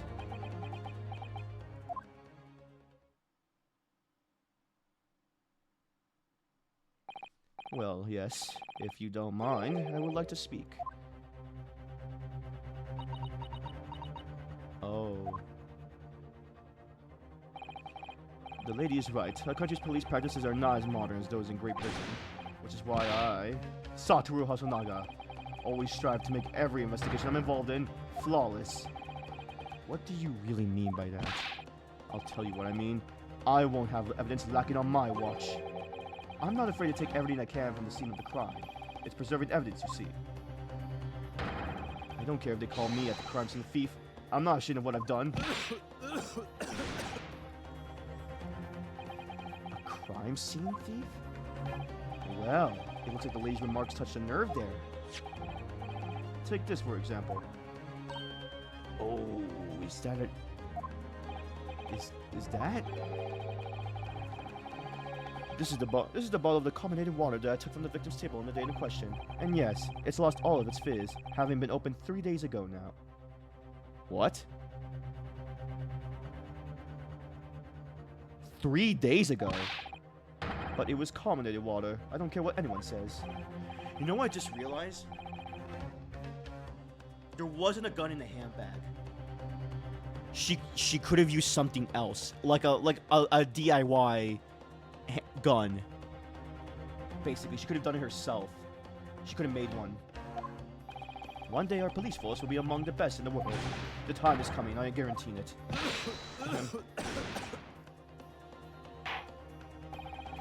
I can't say I condone the witness's actions, but I do understand the sentiment. The court will now accept the glass bottle of water as evidence. The carbonated water bottle has been entered into the court record. Miss Barrett. Can you confirm this is indeed the bottle from which you drank on the day of the victim's death? Yes, it was that bottle. What was that about?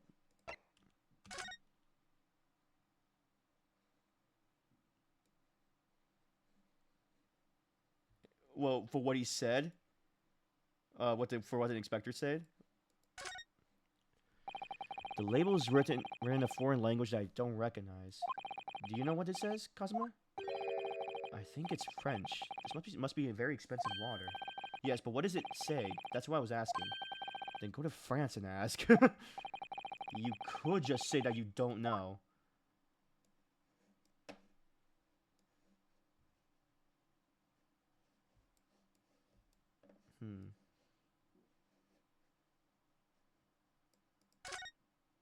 I'll give you a second here.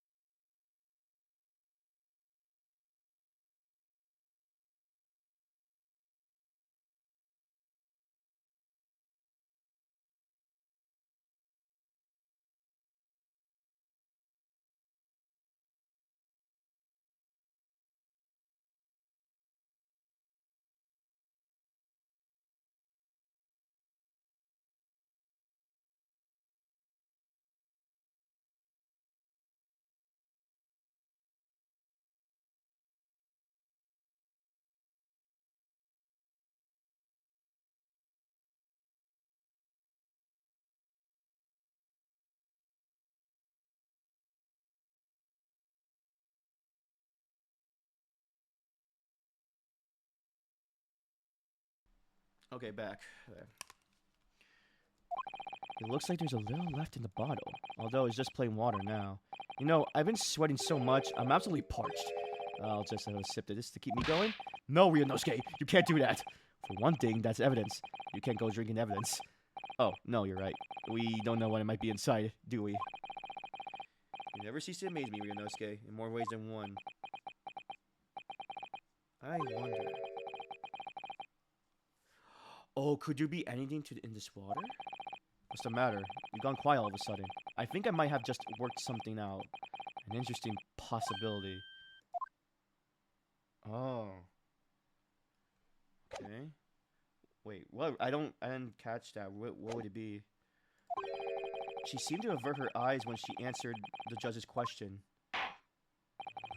Very well, counsel. You may resume the cross-examination. And the inspector will kindly control his fervor. Ahem.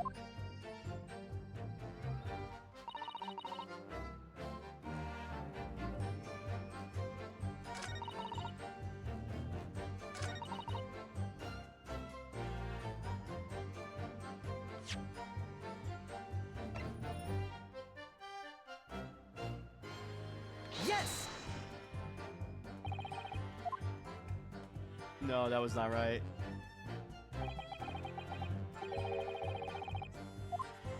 Oh, yeah. Oh. Okay, no such ecstasy. As you wish. Okay, that took off. Oof. Never. Not until the improvement isn't here.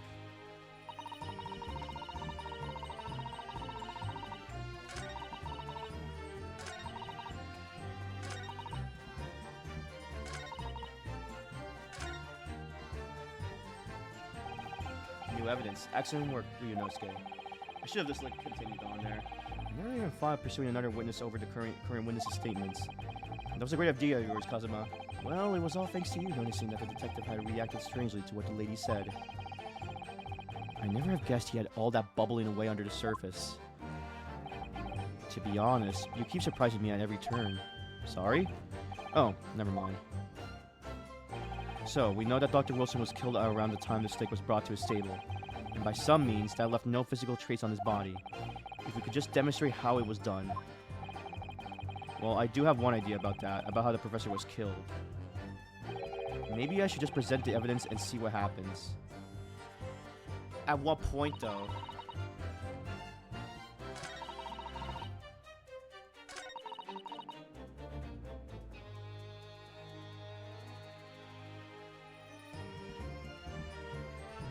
Let me see something here. Let me save.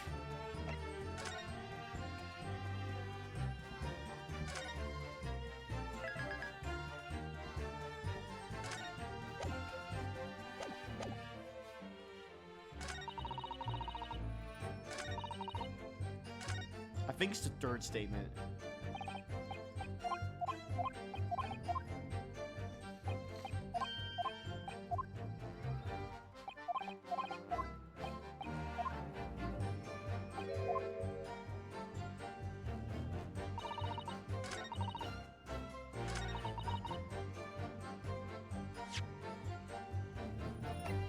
Yes!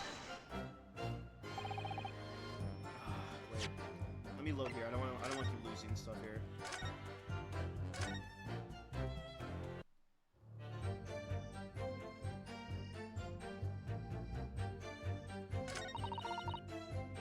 There's some other way to mean. Okay, so it's not the third or fourth.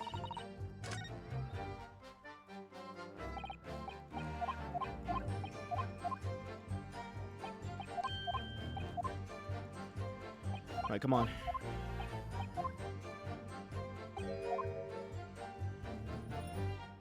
Okay, is it the first and second?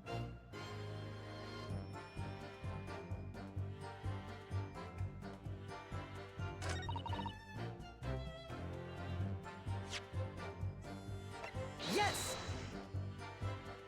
Okay, it's not the second one. When am I? Is it the first statement?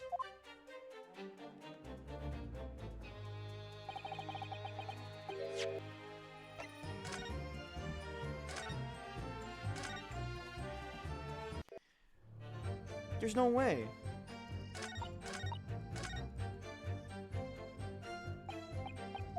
So he wants me to present the evidence, right? Is it not the new evidence?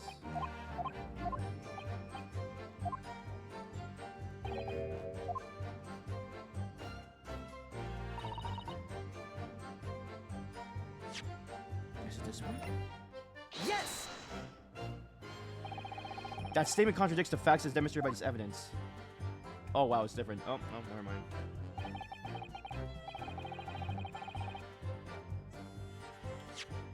Wait.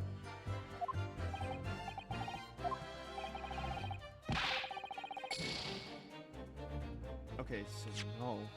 What? What is happening? Wait, I am so confused now. Like, what evidence do I need to s- Okay, wait.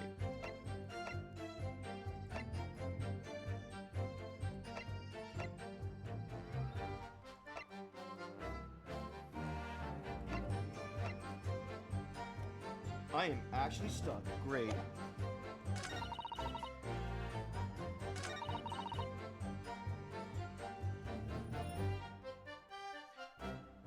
Is it the last statement, actually? Let's see here. Yes! It is! Oh, I didn't even do it on the last statement. I have to do it again. Oh, wow. What is this? The bottle of water. Actually, there is one method of curing a man without leaving a trace that comes to mind. Obviously, I'm referring to poison. Poison?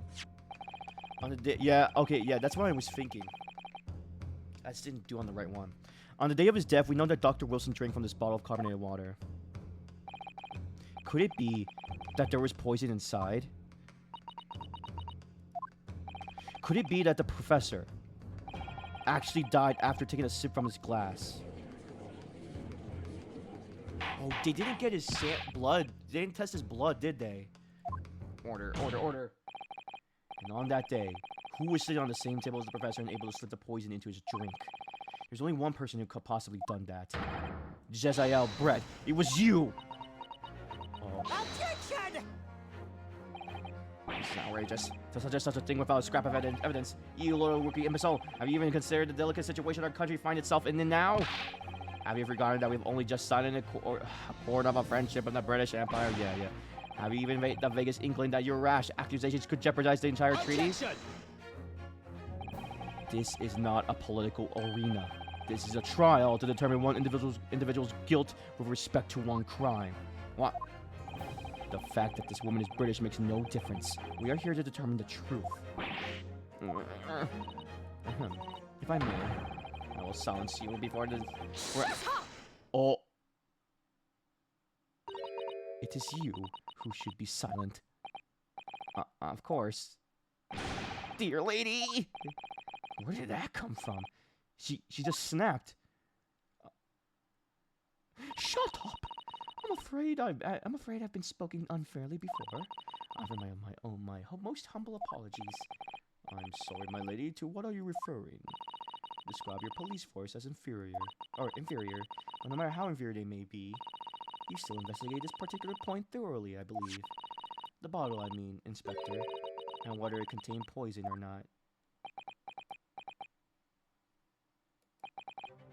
Of course. You did? Have you forgotten what my guiding principle is already? I strive for a flawless investigation every time. I don't believe it. Naturally, we tested the inside of the bottle and its contents. And what did you find, Inspector? I ordered for tests for every toxin that's available in this country at the present time. We could find no traces of poison of any description in the bottle of carbonated water, Your Excellency. What? Are you sure? The tests were meticulously carried out by the chief coroner himself. No.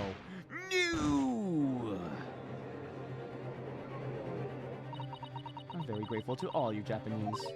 You've successfully established my complete innocence in this horrid affair. Thank you. But of course, dear lady, the pleasure was all ours. No! To the moon! I was so sure. This can't be right. Everything falls into place if he was poisoned. Thank you, counsel. I think the cross-examination had clarified everything. As the prosecution have asserted, a shot to the chest from the gun is the only conceivable cause of death. Furthermore, the accused, who by his own admission was holding this weapon, is the only possible culprit. I'm done for. The court wishes to apologize for the great inconvenience this has caused you, Miss Brett. Oh no, I'm just glad the matter is resolved. Before proceeding, I must ask the counsel for the defense. Do you have any further new evidence to present to the court at this point? Kazuma. Oh boy. I'm sorry, Yonosuke. I have nothing more. Well, if you excuse me now, I really must be leaving.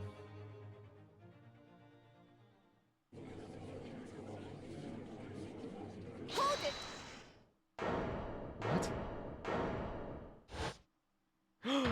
It's her! Please, wait. What? Isn't that? What is the meaning of this? Forgive me for intruding the court proceedings, Your Excellency. Susato Mikotoba, Judicial Assistant to the Defense. Mikotoba? In my darkest hour, with no one left to go, she appeared like a bolt of lightning. And in her hand, she carried a small package, wrapped in a furoshiki cloth.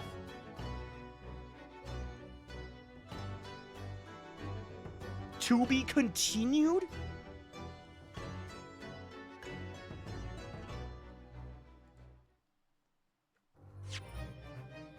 Oh my gosh.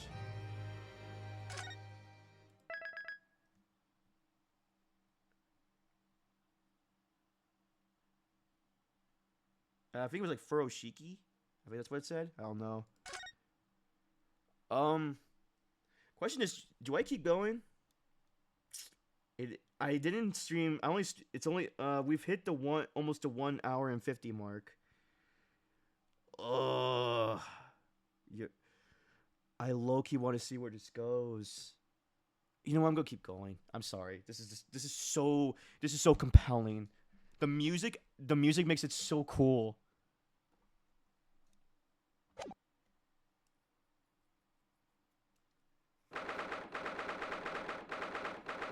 It's November 22nd, 1:14 p.m. Supreme Court of Judicature courtroom number 2. Yeah, here we go. It's so this is fascinating. Well, I understand you are a judicial assistant to the defense, but why is this sudden ingress into my courtroom? Ha, a judicial assistant, and a woman no less. Oh my gosh! Okay, yeah, we are back in. Yeah, this was different times, baby. That's messed up. A rule states that females are not permitted into this court of law other than to testify. Oh, that is. Yeah, for them it was the good old days for some people. Jesus. Yeah, different times, bro. That is insane. Wow. Yes, I fully understand. I ask only for 5 minutes of time. I have some vital evidence that I must hand over to the defense. Huh, you're too late, little girl. This trial's already been concluded. 5 minutes. I will not allow a moment more. But, Your Excellency, I'm most grateful. Dang, not even... who exactly are you? I'm sorry, there's no time. Please, simply accept this for now. What is it? A report about something? Written in English? It's Jezzael's Brett's research. Oh, I forgot she was a research assistant student. The English woman's? After the trial resumed earlier, I hurried back to the university. I went to Dr. Wilson's laboratory in the medical faculty and borrowed his paper. Oh yes, that's right. Miss Brett was studying under the professor, wasn't she? So, does this research, whatever it is, have something to do with the case? I'm afraid I don't know. I haven't been able to listen to the proceedings of the trial myself. Oh, no, of course not. Yeah, very important. Special characteristics of Curare and its effects on the human subjects. Interesting. Curare? What's that? I've never heard that word before. Time's up! The prosecution demands the immediate removal of this female trespasser from the courtroom. There was too little time for me to read in detail, but I summarized what I could on a note just inside the cover. Do you think it could be valuable? Please cast your eye over it. This is wonderful. Thank you. Jezzael's report has been entered into the court record. Okay. A report dealing in women poison. Goodbye then, and good luck.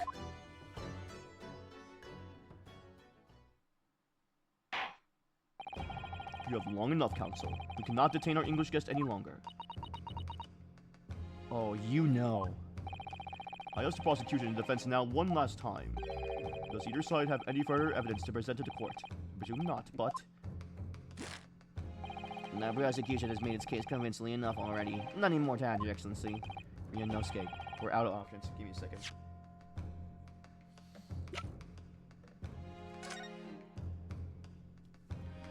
Oh, here we go. A poison made from from the bark of certain trees in the jungles of South America.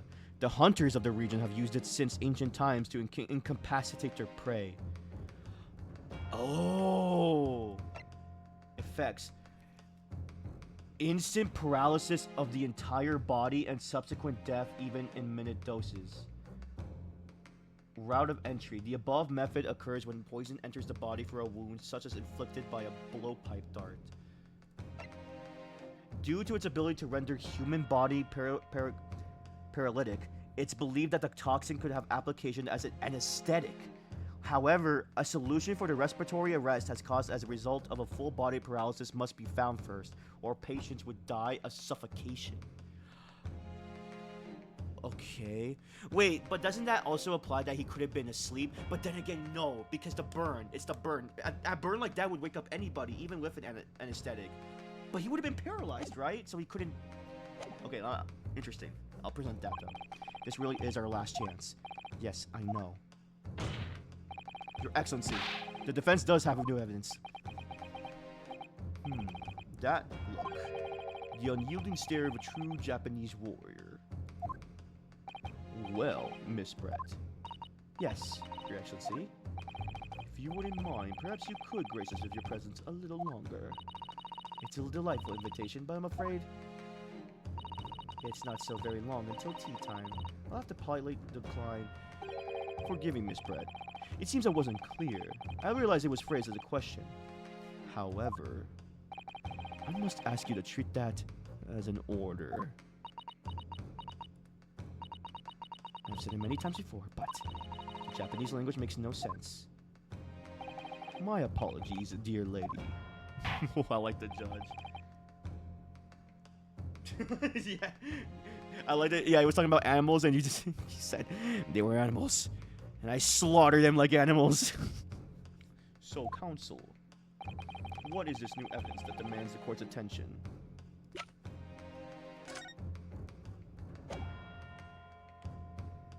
Yes! Ms. Jezaiel Brett, we understand that you were studying under Dr. Wilson at Yume University, doing research.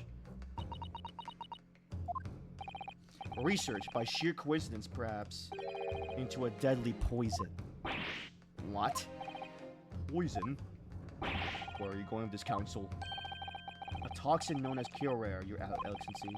Even the slightest amount of the deadly poison entering the body leads to instant death. Objection! What complete and utter nonsense? Curare, you say? I never even heard of it. You wouldn't have done. Oh, wait, is that a typo? What do you mean? I mean that you wouldn't have heard of Curare before for one very simple reason. Or very simple reason. It doesn't exist in our country. It doesn't exist? It doesn't exist. Correct. Which means, no matter what the test police can do for toxins, they never identify Curare. Why? Because there is no test available here that can identify the presence of this highly deadly poison. What? Translation mistakes, probably, yeah. Order. Counsel, does this deadly poison truly exist? According to this report, authored by the visiting research student from England, Curare has been long used by the tribespeople of South America as a poison to Leicester arrows. It seems that it's reasonably well known among European doctors and scientists. To Leicester arrows? The report states that it's produced from the extract of a tree that grows deep in the Amazonian jungle, and it was first brought back to Europe at the turn of the century by explorers. It claims that animals shot by arrows like Curare suffer instant death. Doesn't that about sum it up, Miss Brett? Objection! Trumpery. These aspersions are utter trumpery. To start with, if the victim had been administered with some of this so-called deadly poison, he would have been squirming and writhing in pain, and the other diners would have sorely noticed. That's true. What do you say to that, Inspector? Obviously, I would have noticed a disturbance like that.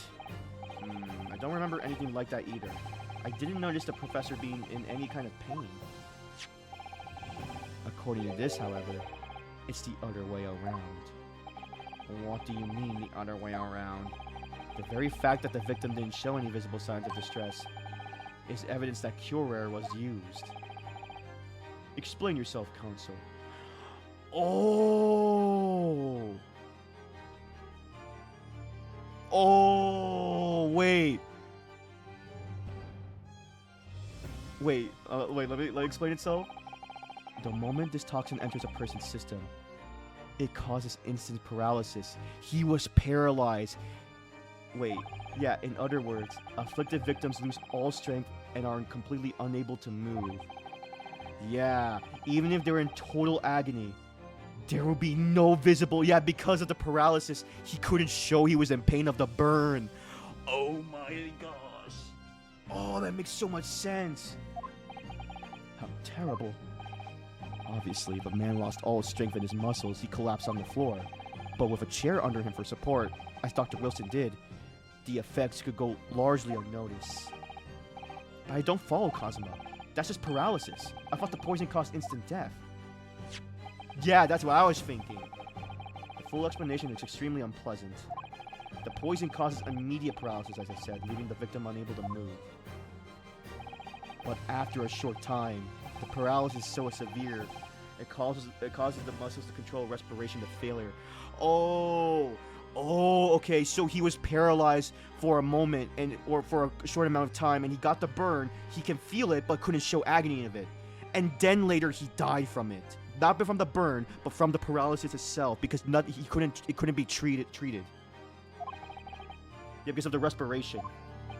In other words, the actual cause of death is not even poison or gunshot, it's suffocation. And all the while, the victim is conscious and aware, just unable to move whole. That is messed up. That is painful. Oh my gosh. That's hideous. To the observer, it would look almost like the victim was slipping peacefully into the endless sleep. But for the victim himself, his final moments would be a living hell. That is the true nature of this deadly cure-rare poison. Oh my gosh. And you're suggesting that this bottle, Counsel, actually contains this terrifying poison. This is all very convenient, isn't it? A hitherto unknown poison for which there's no means of testing. What a happy tale for the defense. If I may. All these facts. You think you're so clever, but you must be taught some It is you who must be taught. Of course. Dear lady!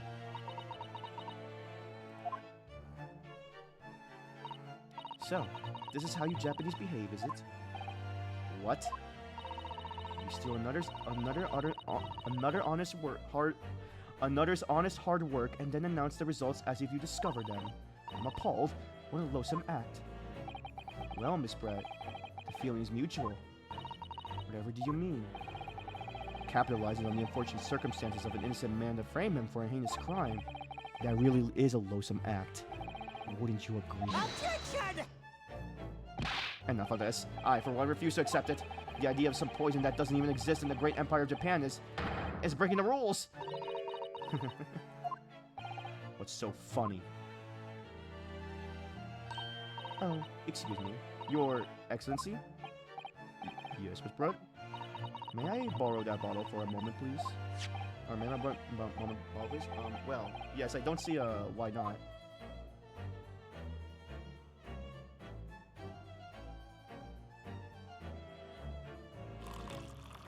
Is she gonna drink it? And it's not, it should... Don't get too big for your boots, you insignificant little island boys. Sorry? To an English woman such as myself, this whole affair is a farcical comedy. Your little police games and these foolish courtroom antics is laughable, really. But I'm getting bored of it all now. It's time for the games to end. Cheers. Oh.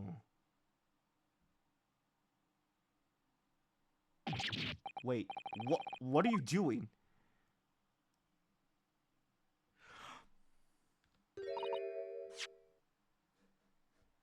Oh yeah, let me read this. Yeah, something's not right.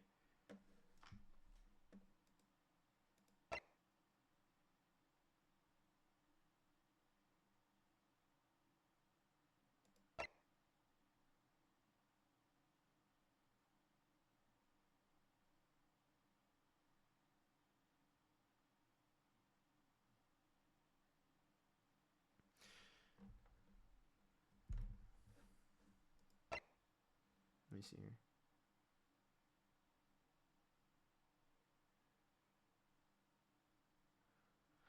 Oh, wait. Route of entry. The above method effect occurs when the poison enters the body through a wound, such as that inflicted by a blowpipe dart. No, wait, wait.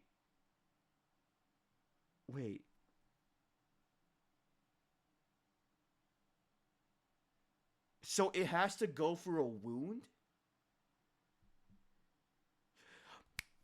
The anesthetic. He went to the dentist. That's why it affected him. Because he went to the let me see.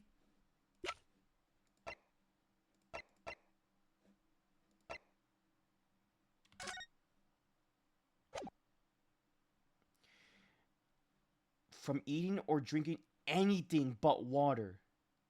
Oh, because of the dentist. Oh, that's why. Okay, that one. Okay, I had to. That was kind of easy. I wanted to read it just because it's like, what did I miss here? How appropriate for this shabby affair. We didn't. We have to read it.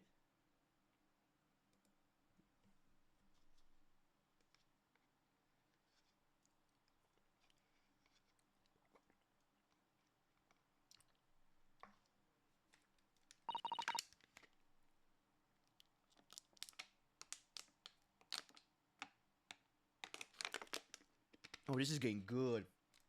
I'm glad I got that now. Wow, I caught something before that hand. Whatever's the matter? You all look quite stunned. So, no cure rare. The bottle was clean? Is that what you're saying? You look quite incredulous, little boy, but of course, that's the simplest truth. Thank you for presenting my findings on my research so concisely here in this grand venue. Most kind. Thank you, waiter. Now then, Your Excellency. Miss Brett? I should like to be excused now, please. I think I'm given more than enough of my time for the furtherance of friendship between our countries. Ah, yes, your lady. We are most gratified with all the assistance you have given.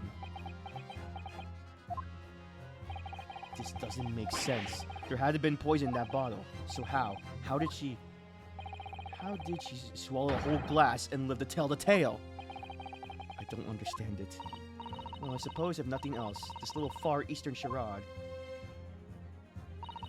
will make for an interesting conversation at the next party I attend in London. There has to have been poison in that bottle. Doesn't there? But there can't have been, because otherwise she would have keeled over dead.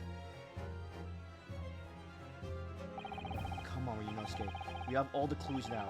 That bottle of water contains poison. The culprit did procure poison into Dr. Wilson's carbonated water. The defense refused to change its position. You're serious? Objection! Fool, are you blind? There's no possible way that bottle could contain poison. I mean, we just saw Miss Brett drinking the water from it. That's right, which rather complicates your argument, I think. And I believe that complication can be explained. How? How exactly? I need to think through all the things that don't quite add up here, one by one. I'm sure that the answer is in the evidence we have in the court record somewhere. It has to be. Very well. If the defense truly intends to assert this claim, then I must ask you to support the assertion with evidence. What explains how the witness was able to consume the supposedly poisoned water unscathed?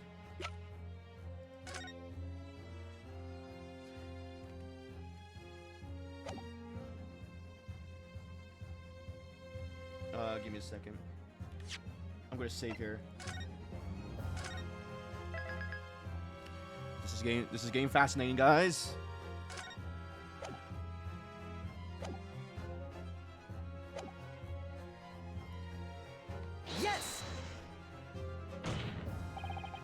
answer to this riddle is right here in Miss Brett's own research report. Objection!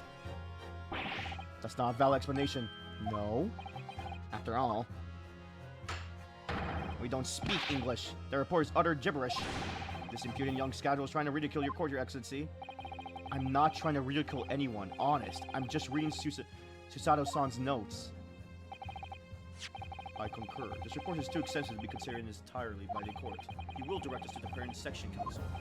Which section of the report reveals all the alleged answer to this riddle? Synopsis? Special characteristics? Practical applications? Wait, what? Wait.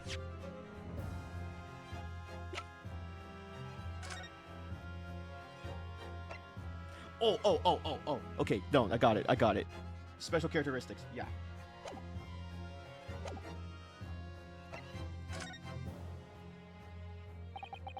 We've been hearing a lot about this Kyurei poison. And it's left me curious about something. Oh, Council? Well, it sounds as though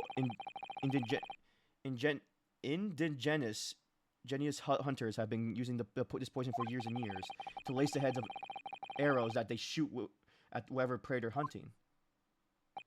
So we've been led to believe, yes. And the point of hunting is to catch the prey to eat. Get to the point, please. But if they were to use these laced arrows, doesn't that mean there would be traces of poison left in the prey the hunters were going to eat? Yes, good point. So surely the hunters wouldn't want to eat their prey, would they? Because then they'd be eating poison. Goodness gracious, Council! No, that would be madness! Indigenous. Okay.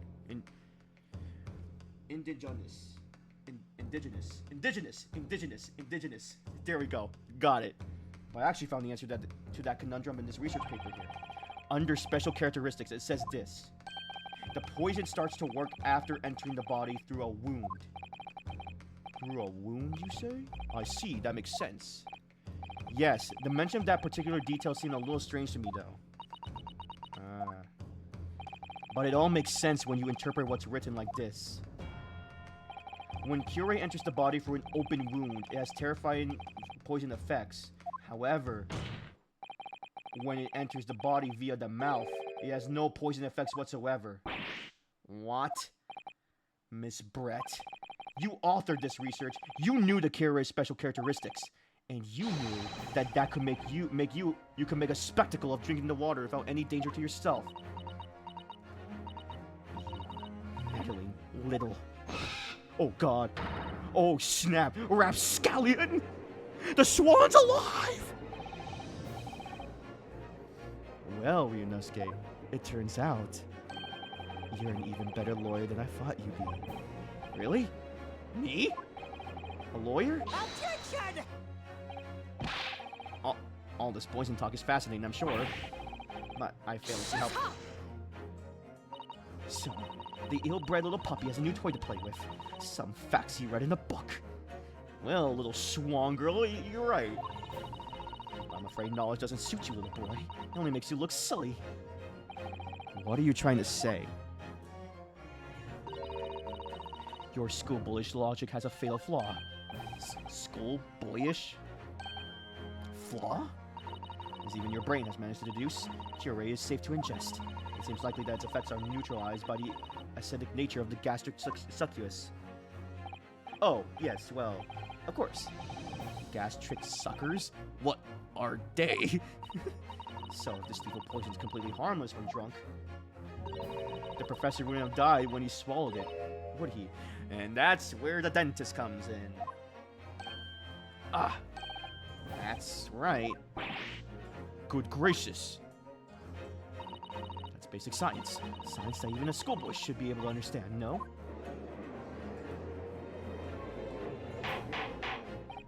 Order. Order in the court. The logic holds. If the lady and the professor drank the same poison, they would be affected in the same way. Are you trying to suggest? Yes, this Kyurei poison is completely irrelevant to the case on trial. That's right. Surely even a little cockroach like you could understand something simple as that. Okay, little swan. Whoa. What is this? Welling up inside me. I've never felt like this before. It's a sort of a conviction to break down all discrepancies. It's so intense, almost rage-like. And more than anything else, it's an animalistic desire to take down my prey. Oh. Objection!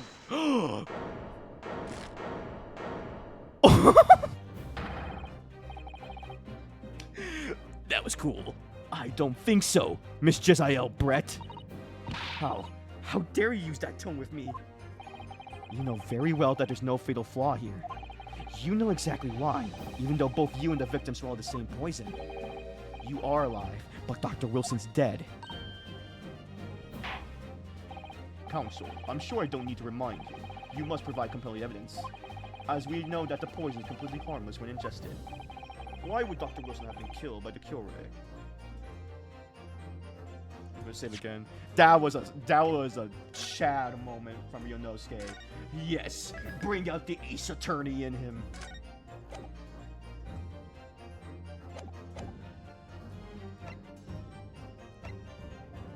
Take that! Take that! As Miss Brett so readily pointed out, she drank the same water as the poor professor. However, there is a fundamental and fatal difference between the two diners. A fatal difference? The toxic effects of cure ray are only felt when the poison enters the body through an open wound. So for a healthy person with no injuries, drinking it is completely harmless. But what if there was a wound inside the mouth of the person drinking the poison water? Inside? Yes, like the wound you might have if you have just been to the dentist and had a tooth extracted, for example. Mrs. Brett, you acknowledged many times in your testimony already that you were well aware of Dr. Wilson's dental appointment that day.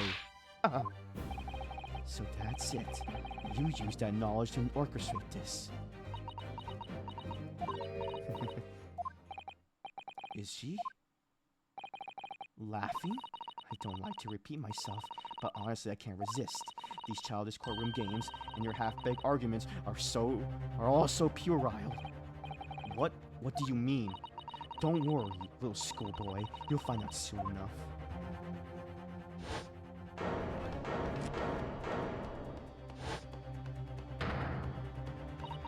You see, when you leave vital evidence lying around, you never know what might happen to it. No! I mean, it could have just slipped.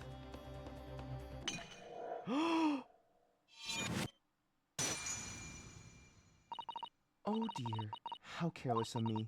I'm afraid some crucial evidence may have just been tragically destroyed. No! The moon! What is it? What just happened? It's an Englishwoman. She just smashed a bottle. And in the Supreme Court. What a terrible blunder. Officer, what are you waiting for? Collect up as much water from that broken bottle as possible at once. You're wasting your time. This delightful carpet under my feet has a gift from the British Empire. I assure you will soak up the water beautifully. You have neither the technology nor the presence of mind to recover it. How could you? You won't get away with this. You can thump the bench as much and shout as much as you like, little boy. But I'm afraid we'll never know now, will we? If there really was poison in the bottle or not. You. And let us not forget, we still have some very compelling evidence left intact. Isn't that right, counsel for the prosecution? Oh, of course, of course. You're referring to this photograph of Pring, I presume, dear lady? And that's right. And really, looking at the photograph, it's clear as day. The poor professor was sitting with his back to me. So of course the only person who would have shot him from the front is a little schoolboy. No, you killed the victim that day, using cure rare. And then, in order to frame Yonosuke Naruhodo for the crime, you waited until he picked up the pistol you arranged for him to find on the floor, before you shot the professor's dead body in the chest with your own hidden gun. Then, the confusion that followed, all you had to do was turn the dead professor and his chair around. You see, you had every opportunity to commit this crime. What a wonderful imagination you have, young man. A hidden gun, you say? And I shot the professor's dead body, did I? Well, I'm terribly sorry, but you don't have a shred of evidence. Exactly. And as you have nothing to support your wild claims, the prosecution's stance remains unchanged. Bro, this is only the first case, and this feels like the last case of the game. The victim, Dr. John H. Wilson, was killed by a gunshot to the chest. Delivered in cold blood by the accused, Ryunosuke Naruhodo. Ugh. This is unbelievable. How could this be happening? We had her, but now, is she really going to get away with it? The way she destroyed the evidence was obscene. Ryunosuke, yes, we've come this far, but now you're the only one who can finish it. What? What do you mean? We've lost a vital piece of evidence. It's true. So if there are clues left for us to use now, they must be in your head. In my head? You told me before that your powers of observation were the one thing you could really depend upon. Well, yes, that's true, but I didn't manage to notice that this woman was a foreigner with a swan on her hat. On her head. So think back again now. Try to remember every last detail about the scene that day. Everything you saw, everything you felt, every color, every smell. Color.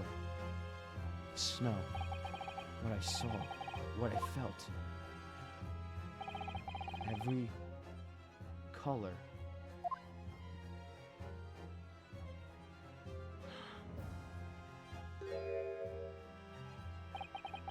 Is Kazuma right? Somewhere in the vibrant memory of the same scene in my head, could there have been another clue to expose the identity of Dr. Wilson's killer? There's a clue. Actually, Kazuma, I think I might have something. Thinking back over everything I saw, I think I might have uncovered another clue. You always had something up your sleeve, don't you, Ryunosuke? Come on then. Let's wipe the smug smile off that Englishwoman's face with some evidence. Alright, I can't wait. Dun, dun. It's been... I don't know what to say to that. I'm gonna say nagging. It's been nagging me for a while that something feels amiss in my memories of that day. Whatever it is could be the key to arriving at the truth about all of this. It's here what? It's this. Take that! Inspector Hosonaga, answer me this. Yes? What is it? He's still miles away. Probably thinking about the bottle being smashed. As you said a number of times now, you strive for perfection in your investigation, don't you? Absolutely. I wonder, therefore, if perhaps you took anything else from the scene of that crime. Like, for instance, the plate of steak that you took to the victim's table that day. Oh, wait a minute. Where are you going with this, little boy? It's just a memory that's been troubling me. What memory? I saw the scene shown in this photograph print with my own eyes that day. And I saw that on the wooden base of the plate that the steak was served on was a spattering of blood. What? Oh, really? And what of it? Obviously, that must have happened when you shot the professor. No, that can't be the case. Take a good look at the photograph and the relative position of everything there. The plate of the steak is almost directly behind the victim. If I'm supposed to have shot Dr. Wilson in the chest from the front, there's no way that blood from the victim could have ended up directly behind him. Yes. For blood to have made it onto the plate, it implies that the plate was between the victim and the shooter, which means the shooter must have been sitting opposite the professor, as you were. Jezael Brett, I beg your pardon? Objection! This is beyond ridiculous. Fabricating nonsense. Is this court seriously expected to believe something the accused has apparently just remembered seeing?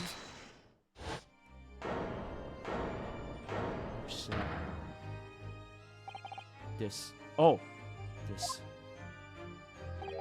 could be the moment that my entire career in the police force has been leading to. Inspector, you mean?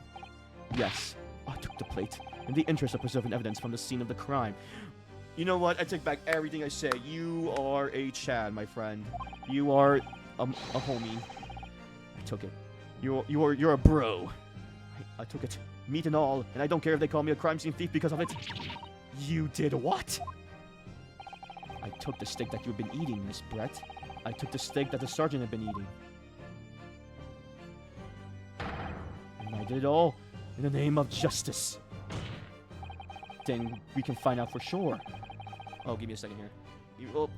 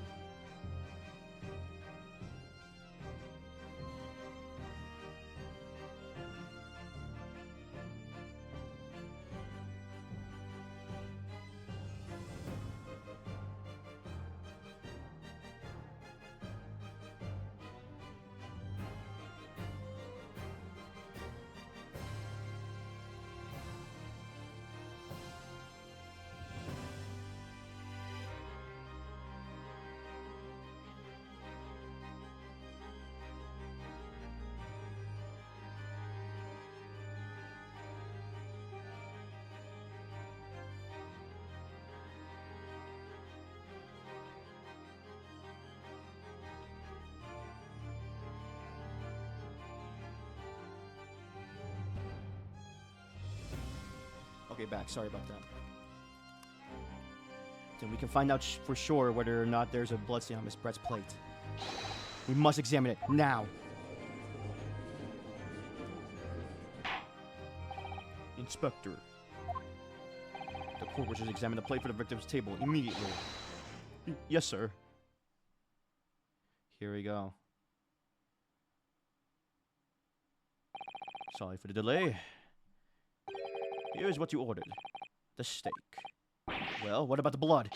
Is there blood on it? Of course there isn't. Quickly, Inspector. The blood, man! Show the court! Or show the court. Of course. Examine the plate at your leisure.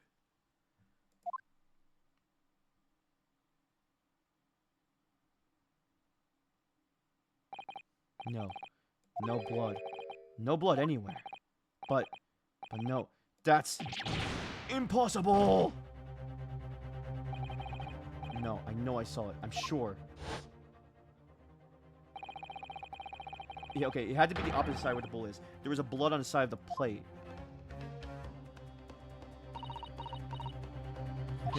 What an unbecoming expression, little boy. Oh. You see, this is why I always say you can't trust what the Japanese tell you. Whoa. Ugh. Test, I couldn't agree more. In that case, this is a disgrace to the Empire. I believe we may finally reach a conclusion in this trial. Let's hope so. This let's pretend attempt to the courtroom proceedings is painful to watch. I'm getting sick of this lady.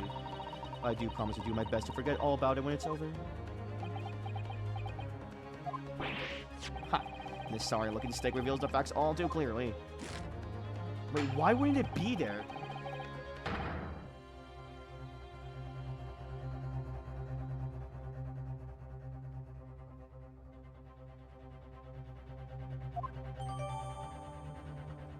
Okay, it's been entered in evidence.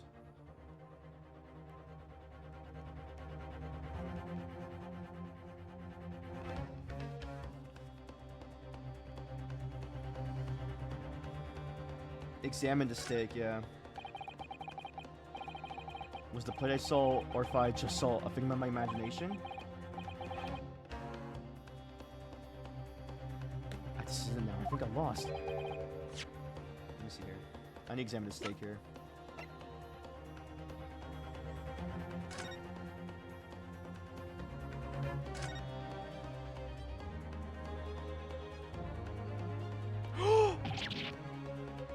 Huh? What the?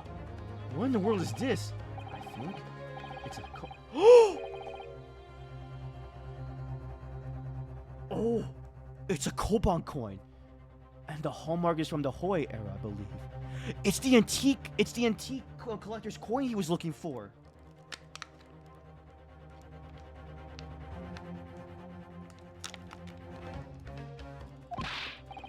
No, I don't mean what is it. I don't mean what is it. I mean, what's it doing there? Wait, did you say it was a Hoi Koban? Yes, and apart from the metal meat juices, it looks to be in good condition. I imagine it's very valuable. This isn't the first time today that there's been a talk of a Hoi Koban. I've heard of pearls before swine, but I've never heard of a boloin and boy loin.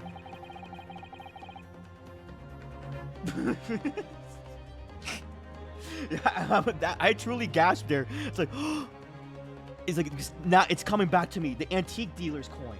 I don't think you ever will again. This is extraordinary, though. This means.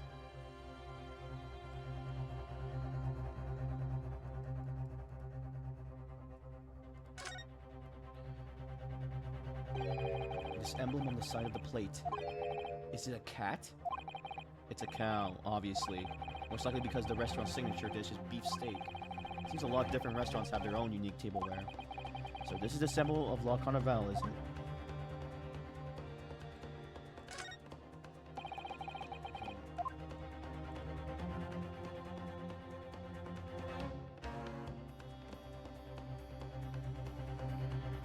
Oh, give me a second. I need... Oh, bathroom break.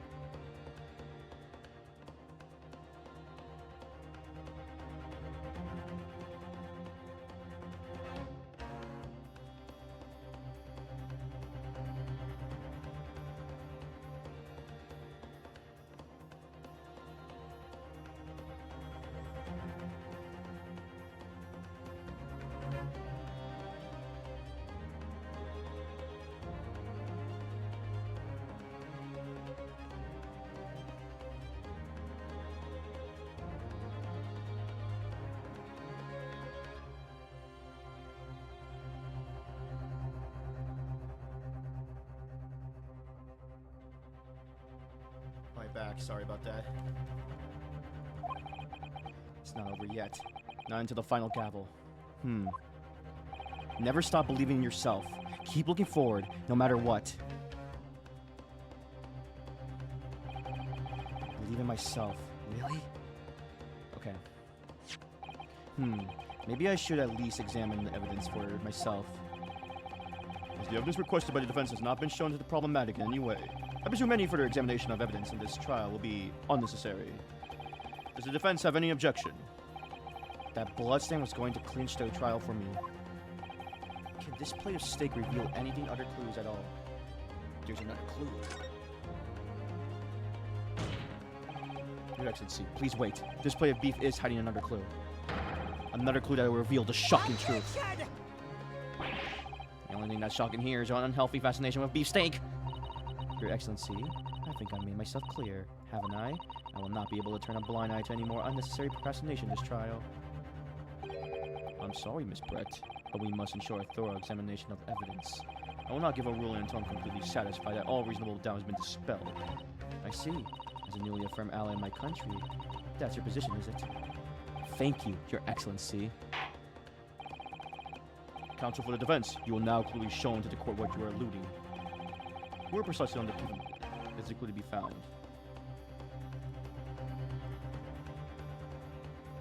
Got it! What? No, Counsel. I'm afraid that won't do.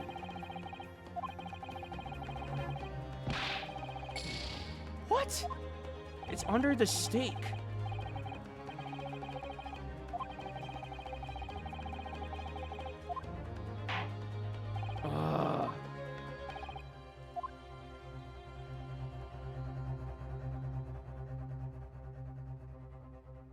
Wait.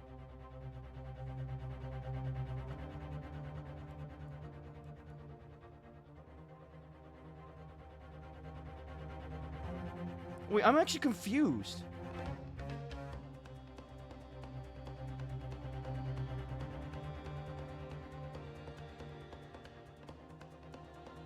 Wait. Oh, what else is here? Can I save? I guess not. Like, the bull? Got it! Oh my god, no! What?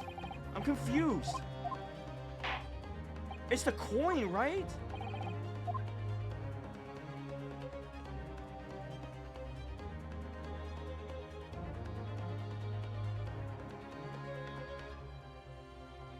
I'm actually confused.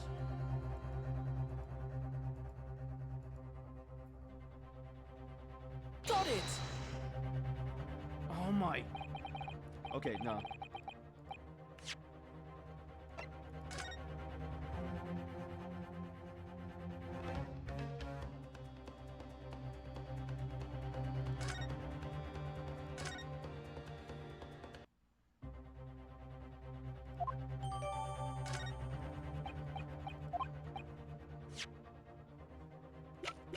That's actually ridiculous. What was I supposed to do there?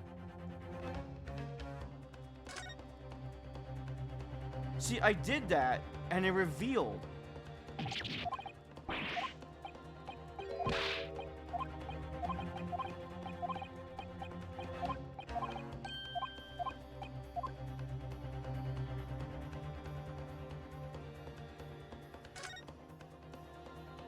Oh, I didn't...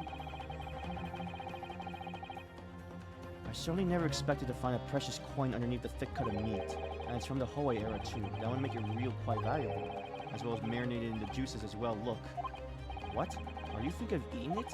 No. But the next time I order a steak in an expensive restaurant, one thing's for sure.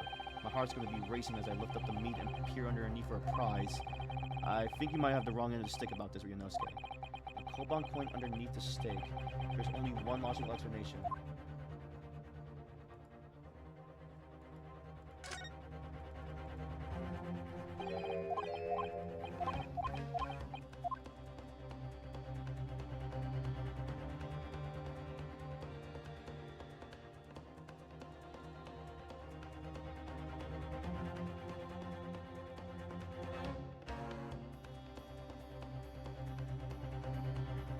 system.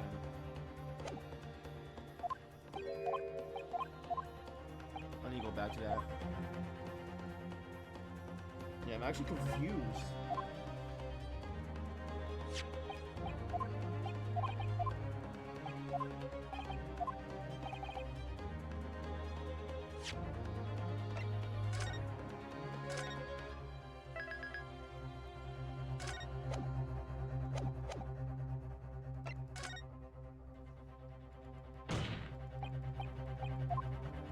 Attention!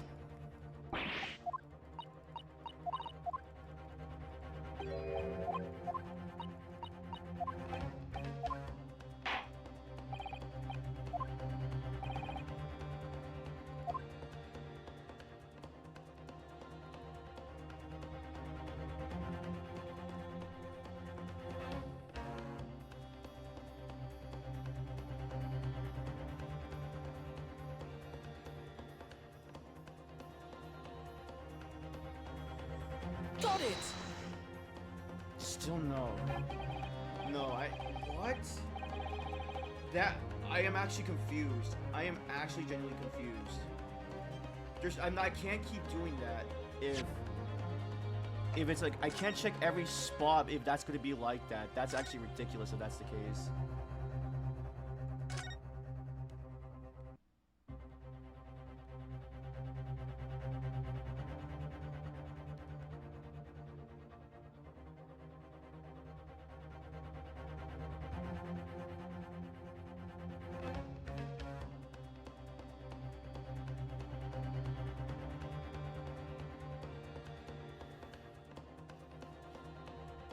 I actually don't know.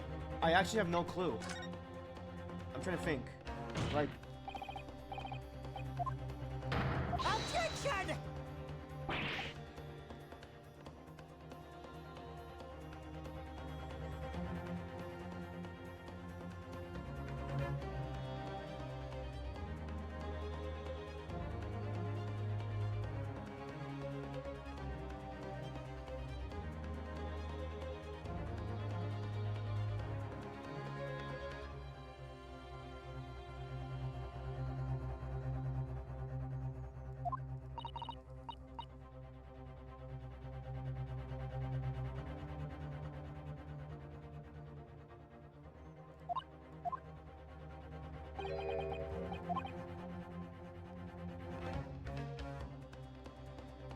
the same spot? Do I click the same spot? So like on the middle of the steak?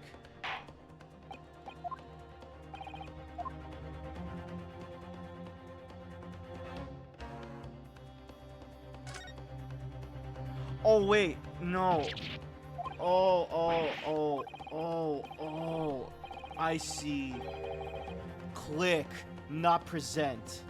I thought, okay, no, that's just me. Oh. Yeah, that makes sense. I forgot that I have to click again to reveal it. That's kind of whack.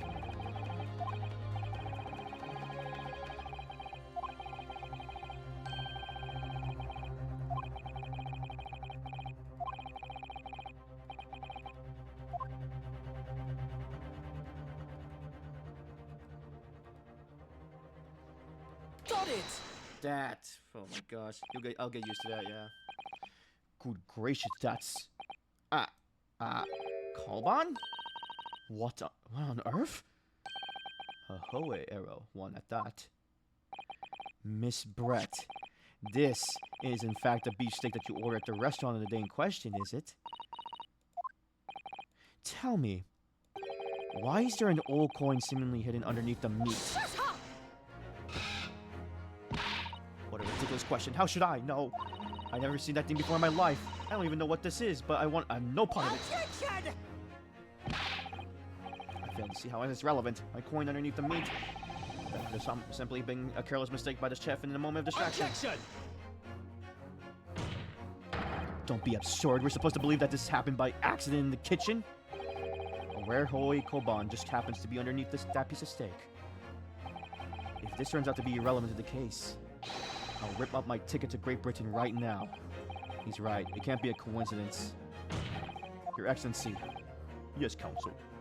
A rare Hoei Koban just happens to be hidden underneath that piece of steak. If this turns out to be irrelevant to the case, I'll give up my lawyer job right now. Attention! By all means, don't let it stop you. No one invited you anyway. Shut up! Perhaps, little boy, you should realize that it is you who's irrelevant. Even though I'm the one on trial here. The point is, it's essential that we ask the owner of this coin if he can explain what's doing under that stake. The owner? Yes, it's obvious. There's only one person you can belong to. The owner of the Koban coin that was found underneath the beefsteak is... Take that! obviously, can only be the antiques dealer and the owner of Rasote, Kyuro Korakuda-san. Kyuri? As in Mr. Cucumber something? Honestly, these ridiculous Japanese names are quite unfathomable. Ah, yes. The old man who testified earlier alongside the military sergeant, correct? Yes, Your Excellency. I remember him saying that he was up to something with his Koban coin when it happened, and exactly the moment the gun was fired. The gunshot injured me not. I was far too busy on the floor. Too busy on the floor? Sorry, what were you doing? Hunting for treasure. Indeed, the Hoei-era Koban, my prize coin. Then this Hoei-era Koban, did you mean to tell me? Attention! Or do you mean to tell me? No, no. Now, please, why would Korakuda-san's Koban be sandwiched between the victim's beefsteak and its plate? It makes no sense. Yes! Which is why I'm asking to bring Korakuda-san back to the witness stand so we can ask him. Officer, bring both witnesses that testified earlier back in here. Without a moment's delay. I can't believe we come back round to that pair again. But I have a hunch, a strong hunch, that if we chase down the real significance of this Koban, we'll find that it's the key element in the case.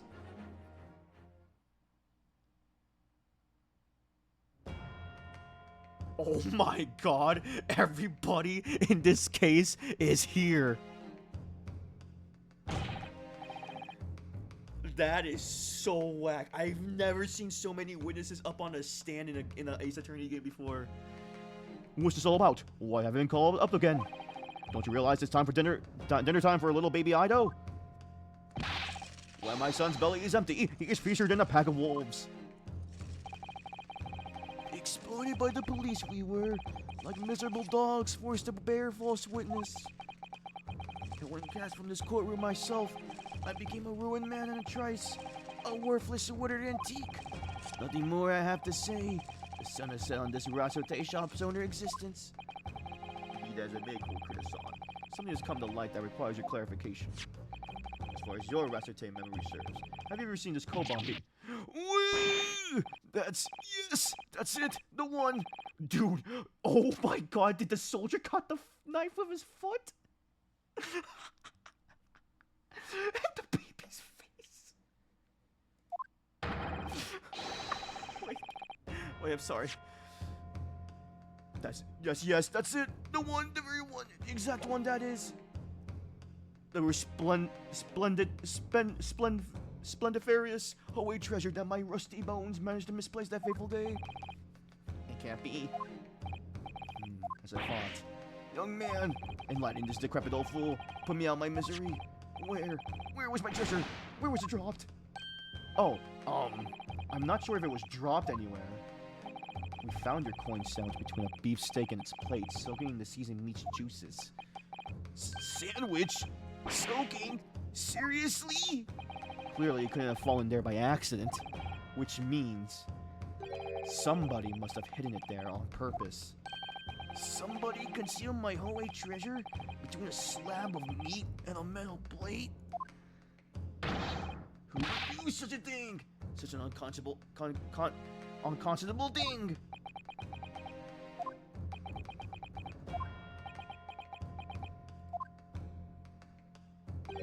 Excuse me, could I say something? Yes, of course. Proceed, Inspector Hosonaga. I mentioned this earlier on in the trial, but I was working undercover in the restaurant in order to investigate another case. Oh, was it him? The old man? Ah, yes, that's right. The secret undercover operation. La Carnival is a high-class Western cuisine restaurant, and it attracts wealthy diners, including many foreigners. Recently, there's been a run of similarly executed thefts targeting the restaurant's rich clientele. A number of such incidents have reported to the police bureau. Wicked crimes indeed. We wanted to nip the case in the bud quickly, especially with so many foreigners being affected. So that's why you were sent in undercover, is it? Yes, I took on the job of waiter at the restaurant in order to flush out the criminal. It seems likely that this cobalt is the work of the same thief. So unbeknownst to us, there was a master thief at the work of the restaurant on a regular basis. It's the baby, isn't it? Or am I thinking too much? There's no... like, who else? Would a soldier steal it? I don't know. Why would Brett steal it? I don't know about the master thief part, but... the identity of the person who stole and hid Korakuda's son Koban is all too clear. What? What? I think the court would like to hear the defense's view on this matter. Tell us, who is the despicable scoundrel that stole Korakuda's?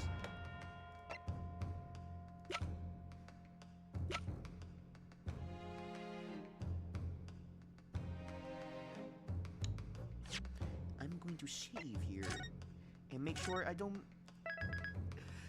oh man, sorry about that. Yeah.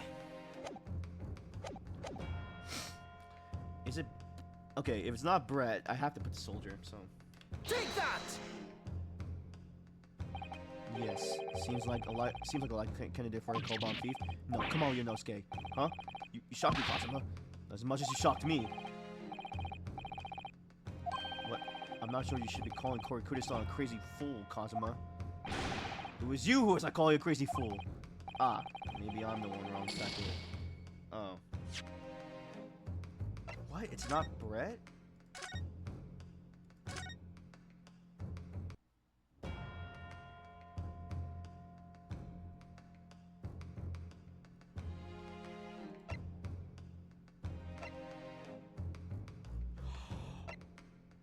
Oh, was it? Take that! Oh. Wasn't... I thought it was Wilson. Okay, it has to be the soldier. It has to be the soldier, right? Because who else would be...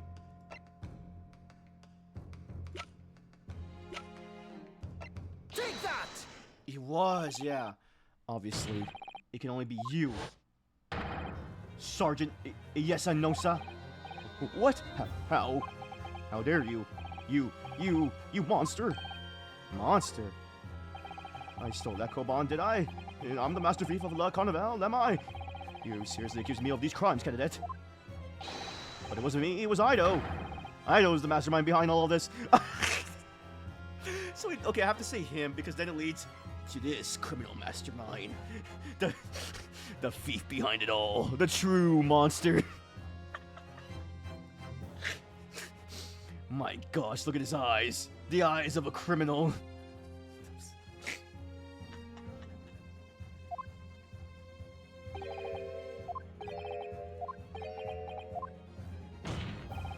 You would push the blame for your crimes onto your own son, an innocent little baby.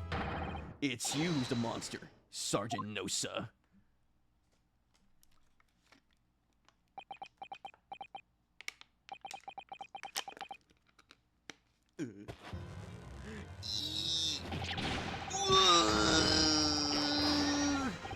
Clippity clop, clippity clop, clippity clop, clippity clop, clippity clop.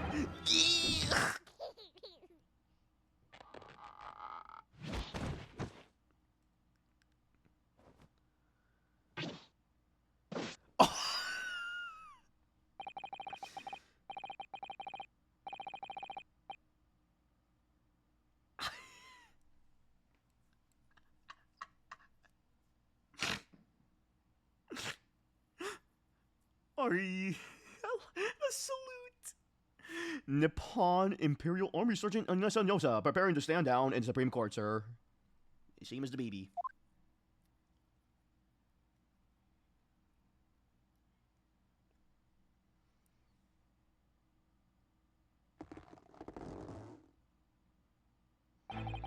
Do any of you know of the extraordinary low wages of the Nippon Imperial Army pays those it expects to keep our country safe?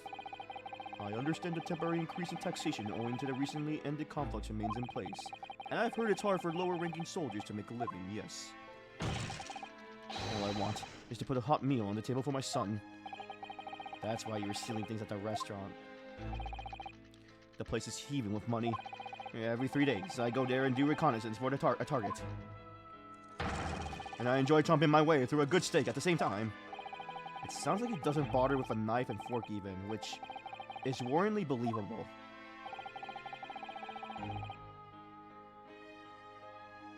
Bigger boss. That baby's the boss who sold the world. And your target that day was the old man is Koban. Yes, sir. He was an easy mark. I slipped the coin into my pocket without any trouble at all. A veritable phantom thief you are.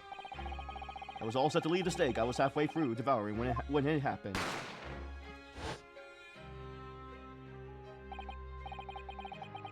Yes, when the professor was shot. I knew that if the police conducted a search and found the coin in my pocket, I'd be finished. I know too. So I hid the incriminating evidence as fast as I could. On the double, I slipped it under the steak, hoping that I'd be able to rendezvous with it again at a later date.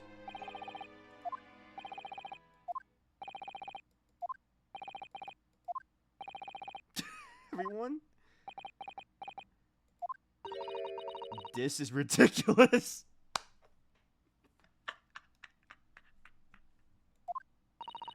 Perhaps you can carry on with this absurd prattle in your own time. Well, Miss Brett. Oh, of course, dear lady, of course. How would of us? I'm quite sure there's no need to detain you any longer at all. May the esteemed gentlewoman please be excused, Your Excellency? Indeed.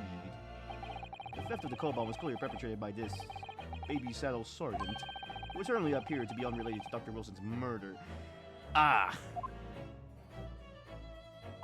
Of course it is. Hiding the coin under a lump of meat. The sheer nonsense of such an idea astounds me. Nonsense, is it? Would that mean that's not the beef steak then? Because how would he... I guess he put it there then, like quickly? As for picking up your steak and biting into it without using a knife and fork, it's beyond nonsense. It's pure madness.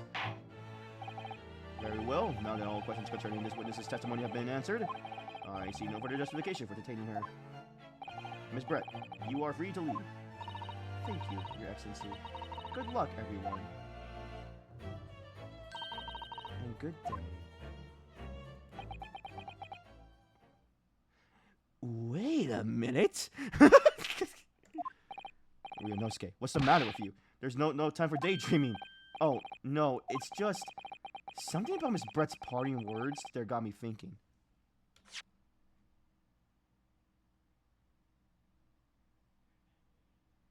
Good luck, everyone, and good day. What about that? I can't quite work out what exactly, but something she said jarred with me. I feel like there was a contradiction in there somewhere. Something didn't quite add up. If that's the case, don't just stand there thinking. Make your voice heard. Sorry? You can think later, but if you don't call out now, it'll be too late. The trial will be over. Hey. Hold it! Wait, Miss Brett. What is it now?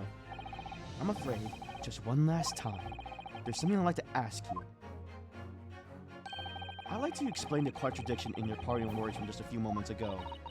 What are you talking about? What contradiction? Attention! What new students nonsense is this? Well, what parting words are you talking about, Ryunosuke?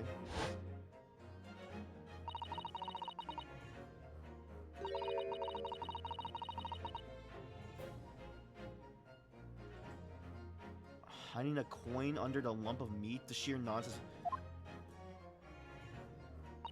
And as for picking up the stick and biting into it without using a knife and fork, it's beyond nonsense. It's pure madness. Yes, I'm right. What she said there exposed an undeniable contradiction. Wait, what is it? Wait, what? Wait, I'm not seeing it.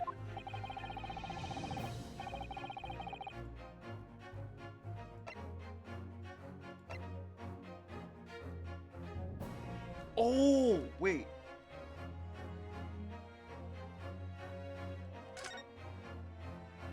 Oh, wait. I'm actually confused. I'm actually confused.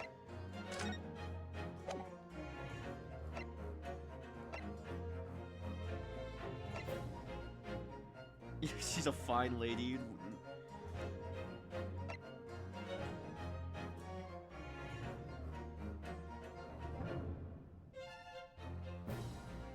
Wait, let me save here just to make sure. Is it this photo? But I don't know why it would be. Wait. Lawyers with parting words?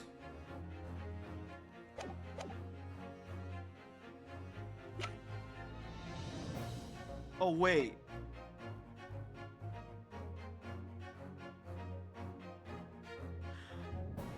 Take that! Oh, it's the steak itself. Yeah, because there's no fork and knife on it. The steak that Miss Brett has been eating before the professor was killed. Yes, go on. More accurately, Your Excellency, the steak that was on the victim's table just before the professor was killed. Now you're just splitting hairs. Not true.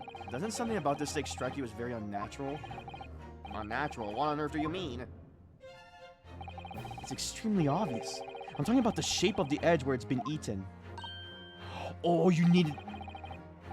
I see you noticed it too, Miss Brett. Notice what exactly, Counsel? Just a few moments ago, Miss Brett claimed no Englishman could have contemplated picking up a steak and biting into it without using a knife and fork.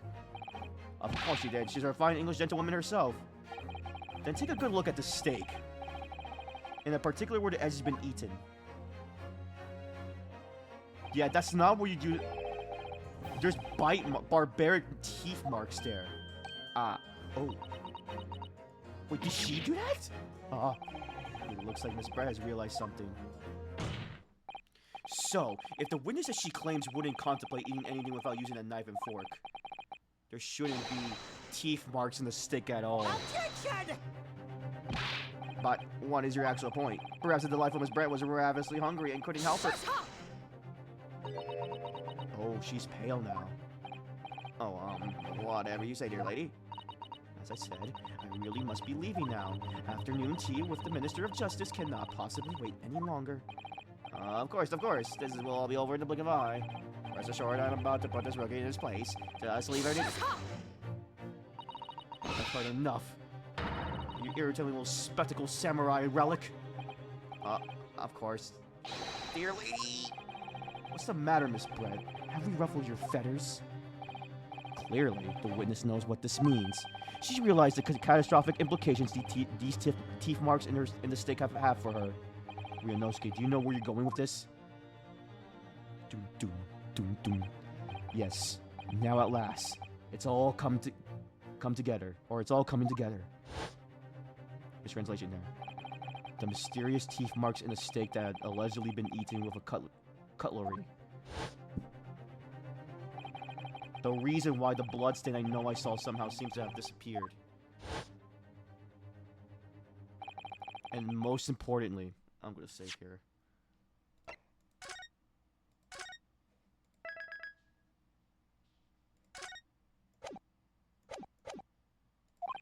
The evidence that proves once and for all who shot Dr. Wilson that day.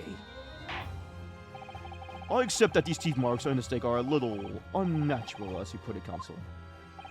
But what exactly are you suggesting that tells us? Everything, Your Excellency.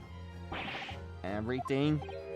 Yes, I believe that these barbaric teeth marks in the steak here amount to conclusive evidence in this case. Evidence that will prove beyond any doubt who shot Dr. Wilson. Conclusive evidence? How many times have I heard that today? You wouldn't know the meaning to that phrase. Typical Japanese empty threats. Oh, how can you be so sure? Oh, it's quite simple. If you really had such conclusive evidence, you would have presented it to the court long ago. And actually, the evidence I'm talking about hasn't been brought before the court yet. Hasn't been what? But just because it hasn't been shown yet, doesn't mean the evidence does not exist. Objection! This is absurd. The trial has run several hours already, and you say there's evidence yet to be brought forward? There can't be. I don't believe you have it. Objection! I don't, but there's someone who does have it. Someone in this very courtroom. And if that person's willing to submit the piece of evidence I'm referring to, it will solve every remaining mystery about this case.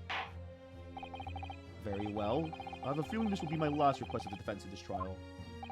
Who possesses the conclusive evidence that will reveal this whole affair? Wait.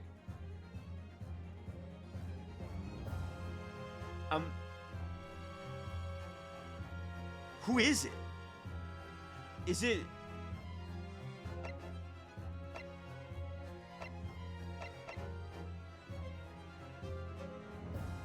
Is it the detective? Wait, I'm gonna save here. I'm trying to think. Yeah, because I guess he always preserves evidence, right? Yeah. That should be obvious, right? Take that! The answer is obvious. It's Inspector Hasanaga. What? I have it? Yes. Oh, really? You think I've been withholding conclusive evidence? That's right. Oh, what? Is he coughing because he's... No. I'm not saying that. Everyone's attention has been focused on this stake with the teeth marks. Yes. Now, earlier this afternoon, Sergeant Nosa told the court the following. I enjoy chomping my way through a good steak. And as well as admitting to stealing Kuda-san's coin, he told us that he slipped it under the steak. You watch it, cadet. I'm a superior officer. Sergeant Nosa, could you please confirm something for me? Was the steak you put the coin under, in fact, your own steak? Oh. Attention! Affirmative, of course. I might be a soldier in the Imperial Nippon Army, but I still... I am not brave enough to ask a foreign gentle lady if she'd mind me manhandling her meal to hide something in it. In other words, the steak the detective submitted as evidence earlier was in fact Sergeant Nosa's meal. Oh, the other steak. This isn't his. Objection! But that makes no sense. The plate was taken from the victim's table. Objection! Yet the gentlewoman doesn't take bites out of her steak, nor did she have any opportunity to steal the coin. Oh, wait a second.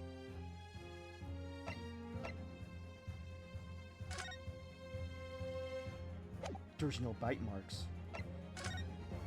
This one does. Or am I thinking... Or maybe this one does have bite marks. Okay, no, maybe I'm just thinking too much of this. I suggest that such a thing would be an affront to the entire British Empire. Well then, how do you explain this paradox? Exactly. Surely you're not going to suggest. The sergeant switched the two steaks over.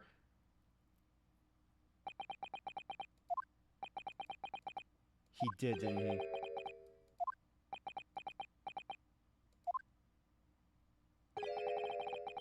You did switch the plates? Well, after it happened, I saw the civilian had been murdered right in front of my eyes, so like that. I panicked. As I said, I immediately lifted my stick and hid the coin underneath it. But then, when the waiter announced he was an undercover policeman, I thought I had it.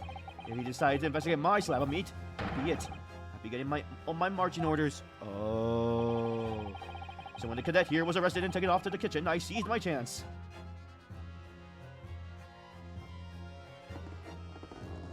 You switched it. With military precision and timing, I switched my stick with the one with the foreign ladies table. What? You can't have. I never saw you do such a thing. It was called Operation Lightning Bolt. There was no time for strategic planning. It was do or die, I tell you. So yes, I did what had to be done. Unbelievable! Oh my gosh, this is so whack. However, if you're not Prosecutor-san, what now? I swear on the brass buttons on my uniform. That is all I did, sir. All you did? That's plenty, Sergeant. Yes!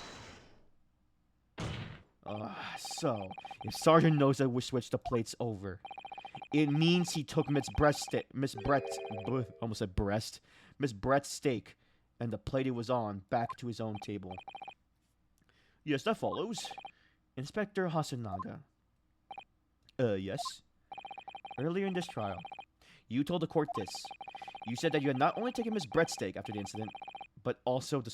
Oh, he did say that. The sergeants. That to preserve evidence, you had taken both. That's correct. Then please, present it to the court now. The plate that was actually on the victim's table at the precise moment he was shot. Shut up!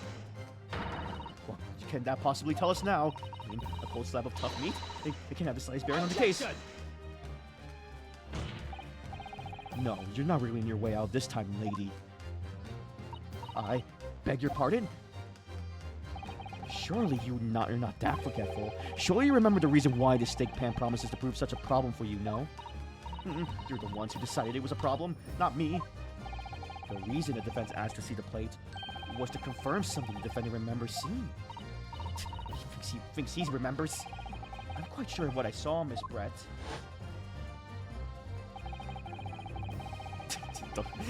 Yeah, same, brother. On the same side of the plate that was on the table directly behind Dr. Wilson, there was a clear spattering of blood from the gunshot wound to the victim's chest. I believe the defendant's memory serves him well. And now we have the evidence to prove it. The plate you were eating from, Miss Brett. Let us not prolong this any further. Inspector, you will show the evidence to the court. Present the beef steak and the plate that was originally on the victim's table at the time of the incident.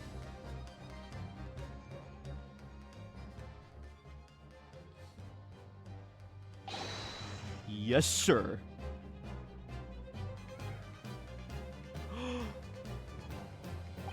Sorry for keeping you. There it is. Here is the other steak in its plate. Please, feel free to examine it. And this one's cut perfectly. The blood stain. It's clearly visible, look. Now this makes everything clear. The blood you can see on the side of the plate shows that at the moment the victim was shot, he was facing the table with his back to me. In other words, it's impossible for Naruhara-san to have shot the victim. It can't be. In fact, there's only one person who could possibly have shot Dr. Wilson from the front. I'm sure everyone knows by now who that person is. That's right, Miss Jezaiel Brett. It's you! Oh, she's about to blow up. Oh, the crash out. The Ace Attorney crash out. Oh no. Outdone? By a Japanese? Me? By a Japanese schoolboy? No. No. No! Oh god. Wait, are those birds? Are those baby birds? Baby swans?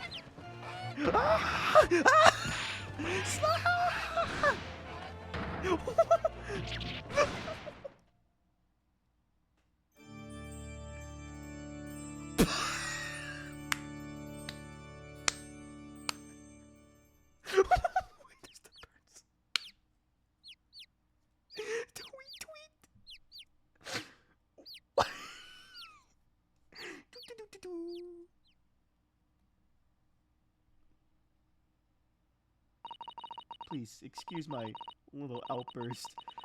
I briefly lost my composure. What a freak out. Oh. The angel singing while she ascends. I'm so glad.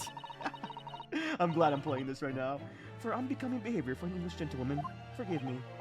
Well, Miss Brett, I think it's time you told the court what actually happened that day. The truth this time. Gladly, Your Excellency.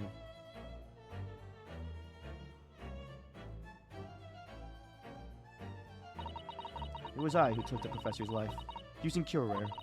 As you surmise, I chose that particular day for one very important reason.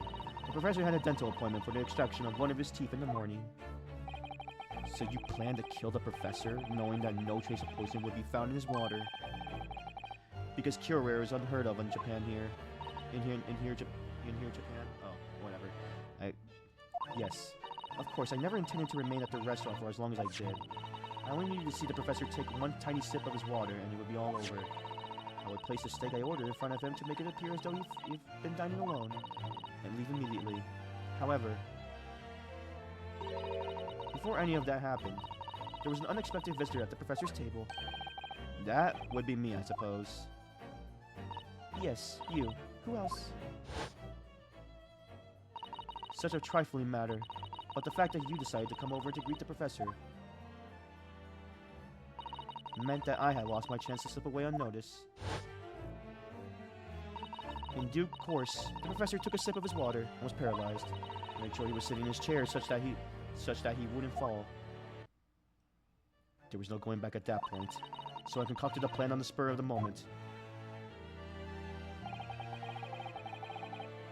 Did it skip?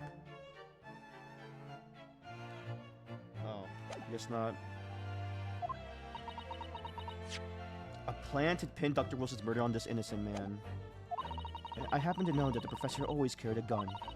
I decided to use that fact to my advantage.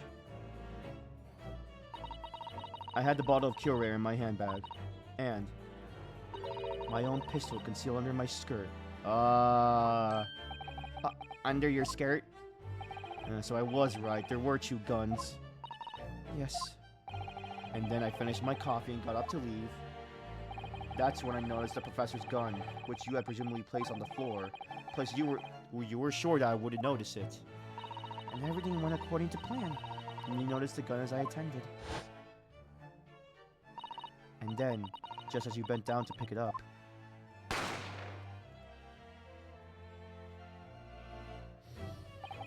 that's when you shot the professor with your own gun. Even though at that point, he was already dead.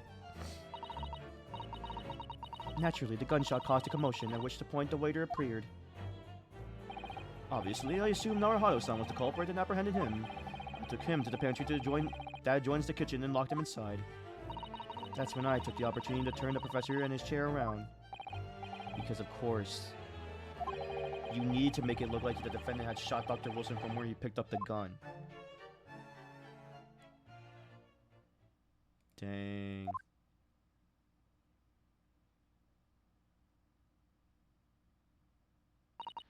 So there you have it. That is the entirety of my misdemeanor.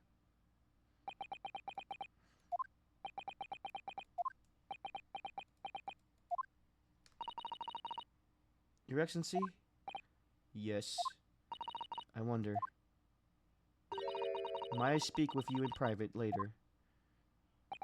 I shall call on you. Thank you. Good day then, everyone. I hope you can forgive me, Naruhito-san. We didn't even get to see her eyes.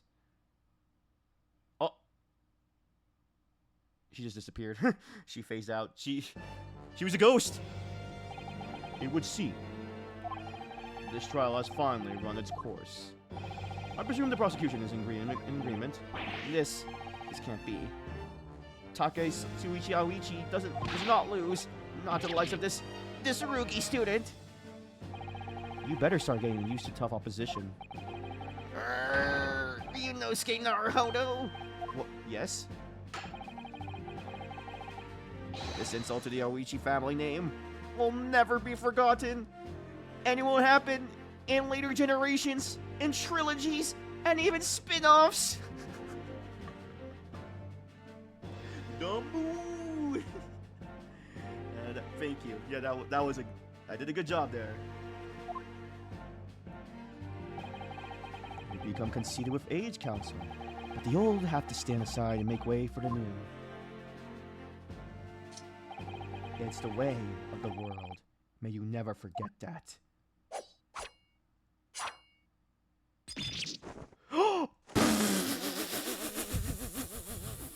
How did he do that? 1,000 millennia may pass, and still, the Aoichi clan will never measure up to the Naruhodo clan. Dang!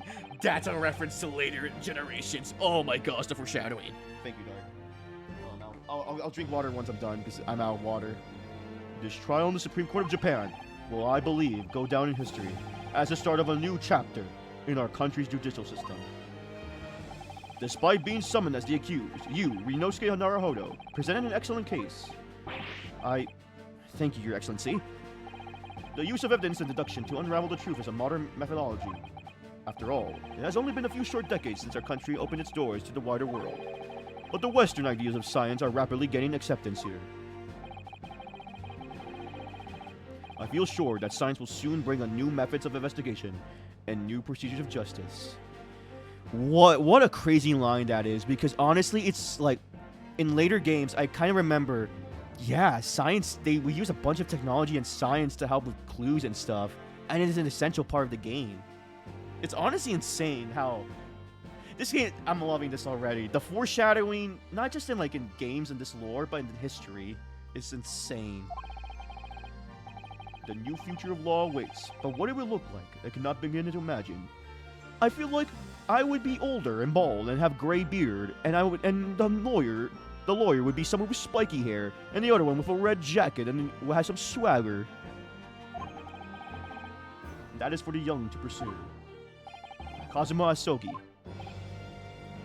Yes. After this trial, you are set to embark on a journey of discovery to the illustrious British Empire. Learn all you can. Absorb everything of the wider world that you are able to. And do not forget to fulfill the mission imposed upon you.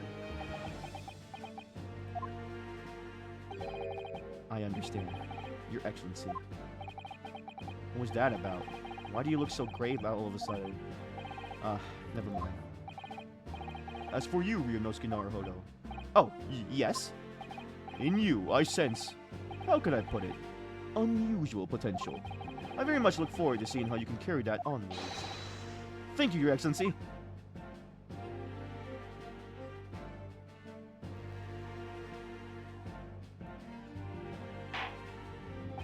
It is time to deliver the final verdict. I hereby find the defendant, Ryunosuke Naruhodo, not guilty. Woo! The prosecutor. Confetti! Petals! Flower petals! Woo! This court is now adjourned.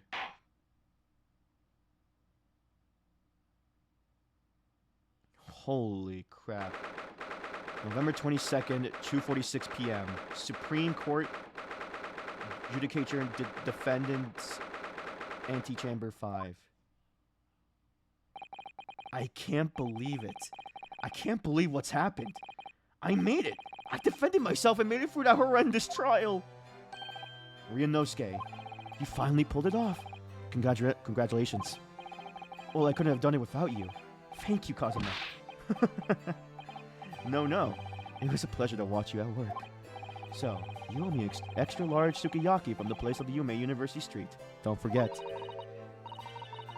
Good afternoon. All your hard work has certainly paid off. Oh, no, sir. Congratulations to the both of you for providing Naruhodo-san's innocence. Our trusty judicial assistant. You worked hard for that result too, you know. Oh no, I didn't do any... Thank you so much. If we hadn't had that research report at Miss Brett's, I don't know how things would have turned out. Your kind words should really be for my father. I was simply doing as he asked. It was his idea for me to go to university and investigate. Your father? Yes, of course. Forgive me for intruding on the court proceedings, Your Excellency. Susanoo Mikotoba. Oh yeah, that's... Okay, I didn't even think about that. Yeah, that's the professor's daughter then. Judicial assistant to the defense. Speaking of Mikotoba... there you... there you are. I believe congratulations are in order. Naruhodo, you did an excellent job. Thank you, Professor. Oh no, it is I who should be thanking you. After all, your efforts exposed a true criminal that took the life of my good friend. Good friend. Oh yes, you mentioned that before. It was you who actually invited Dr. Wilson to Yume University, wasn't it? Yes, that's right. Professor Mikotoba studied overseas himself. He went to study forensic medicine in Great Britain. Presumably, that's when you met Dr. Wilson. Exactly. In those days, we worked together in the same hospital. Oh, you work together? I never heard you mention that before. Well, it was a long time ago now. Besides, it's your turn, Asogi. Great Britain is a magnificent country. It leads the world in science, medicine, engineering, culture, and of course, in law. Watch and learn, my boy. See what's happening in the world's largest melting pot. I will. I'll learn all that I can. I swear on this, the spirit of the Sogi clan. You're not taking the sword to Great Britain, are you? Of course I am. A Japanese man's katana is his soul. This blade shows me where I need to go. And cuts down anything that is in my way. Yes, I've definitely seen how sharp it is already with my own eyes. That reminds me. What's happened to the woman? To Josiah Brett, I mean. After all, she's guilty of murder. Ah, yes, her. It's not easy to tell you this, but... What do you mean? Surely she's going to face trial herself now. She's a true culprit after all. She will be leaving Japan in the very near future. For Shanghai. What? Shanghai? I'll give you a second here.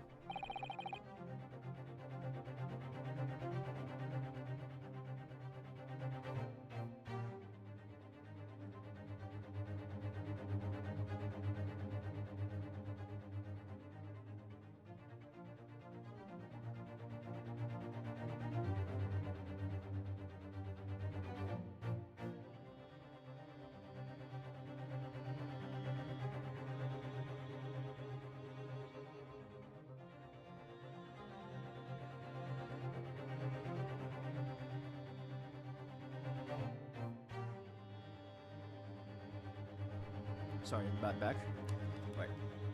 Josiah Brett will not appear in court again in this country, I'm certain of that. What? But why not?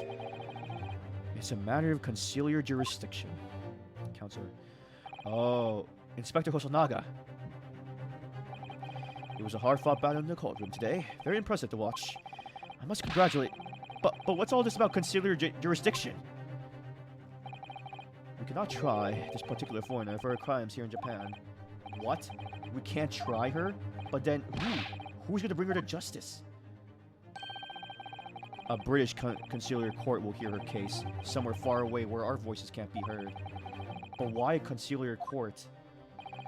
Professor, I simply don't understand. I thought conciliar courts were a thing of the past now, that we signed the friendship treaty. Yes, in normal circumstances, you're right. Then so long as this is not a serious incident of a highly political nature to our respective governments, they can't invoke a conciliar court just like that. Oh, can't they? Yes. Oh, can't they? She's a student, but it doesn't justify our governments making a secret agreements about her fate, does it? Something strange is going on. So Miss Brett can't be held accountable for her actions here in Japan. I'm afraid for that, the young student. Today's trial was nothing more than a game all along. There was never a danger of comeuppance for her. I don't believe it. The British government Foreign Affairs Ministry has demanded that we hand over custody of Miss Brett. They're obviously taking this case of a foreign student committing murder very seriously. But it's all going to change from now on. We can make a change. This is a time of great turmoil. This new era heralded by the start of the 20th century. One day, I have no doubt, that woman will receive the judgment she deserves. Yes, change is coming, and we're the ones driving it. Well, I think that's enough seriousness for now. This evening calls for celebratory drink. But, Professor, you're right. This is no time for gloomy faces. We should be celebrating Ryunosuke's not guilty verdict. Let's start having some fun. In that case, might I suggest La Carnival? As a head waiter, I should be delighted to provide you with ample food and drink. You're a detective, Hosonaga-san. Aren't you... Let's not worry about the details for now. To La Carnival! Will you accompany us, Professor? Of course. La Carnival's food is second to none. I shall go and attend to the paperwork for Naruhado-san's release. Oh, yes, thank you.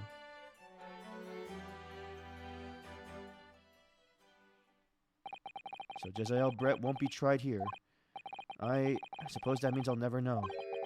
I'll never find out why she killed Dr. Wilson. Oh, we never did find out why, did we? Oh. Alright. Yeah, I'm gonna get off soon too, so you have a good night. Kazuma? Yes, Ryunosuke? I just wanted to say thanks again. That's all. You really saved my skin today. I didn't do a thing. You were the lawyer there, weren't you? The defense was all of your own work. Your skills made a difference, though. One day I bet you'll be the best lawyer in the world. I'm not so sure about that. Huh? To be honest, something kept occurring to me over and over again during that trial. I couldn't help thinking that maybe you're the one destined to become a great lawyer.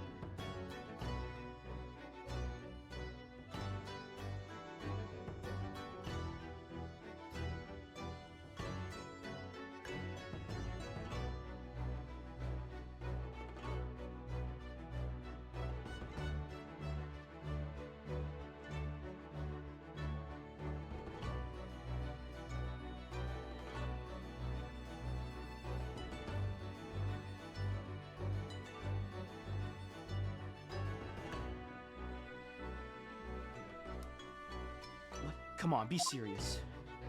If I helped you today, it was only right at the very start of the trial. But you have a natural talent for it, for being a defense lawyer. Oh no, not me. All that tense verbal combat. I never want to go through that ever again. I did what you told me to do. That's all. Because I knew I could trust you. That's the point. Sorry? What do you mean? That's the point. Listen, Ryunosuke. Do you know what the most crucial weapon is that any lawyer needs in order to win? Knowledge of the law? No. The ability to believe. To believe? To believe what? A defense lawyer has to fight for his clients. He has to believe in them at all times. Like you believed in me when I said I didn't do it? I'm human, just like you. I don't have some superhuman ability to know the truth. But you have to make a choice about what to believe in and stick to it when you're defending someone. Sometimes in the courtroom, you can really be backed into a corner, but being able to remain faithful to what you chose to believe in, even then, well, that's not something even anyone can do.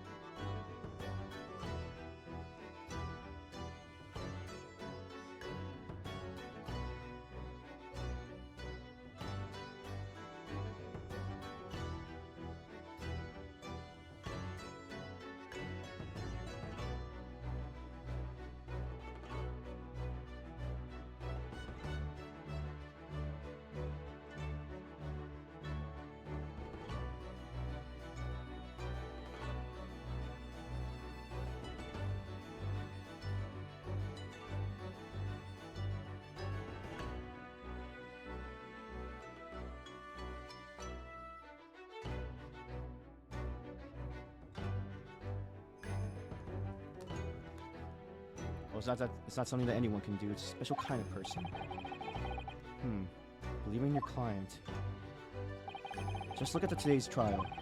I'm a student lawyer with precious little real experience, but you never stop believing in me. Well, you're faced seemingly hopeless situations time and again, but you never stop looking for the truth.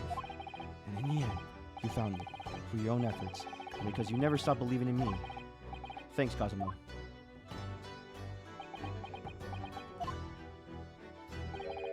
There's something I wanted to ask you, actually, Ryunosuke. Well, it's a favor, really. Something's very important to me. Sounds serious. What is... Oh, you're still here, are you? Oh, Inspector Hasunaga. I've arranged some rickshaws for us. Let's go. Thank you. We'll be right there. Let's pick up this conversation again later. We should be able to celebrating right now. Your first court victory. And your study toward the Great Britain, don't forget. Ah, yes. That too.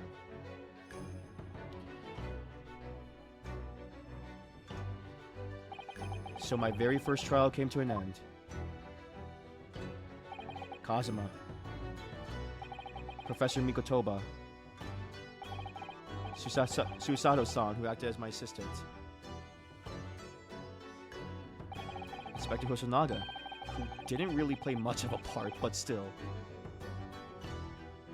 It was because of the help and support of all these people that I managed to get through that trial. But more importantly, Kazuma hadn't yet managed to ask his favor of me. Little did I realize just how much it would change my life.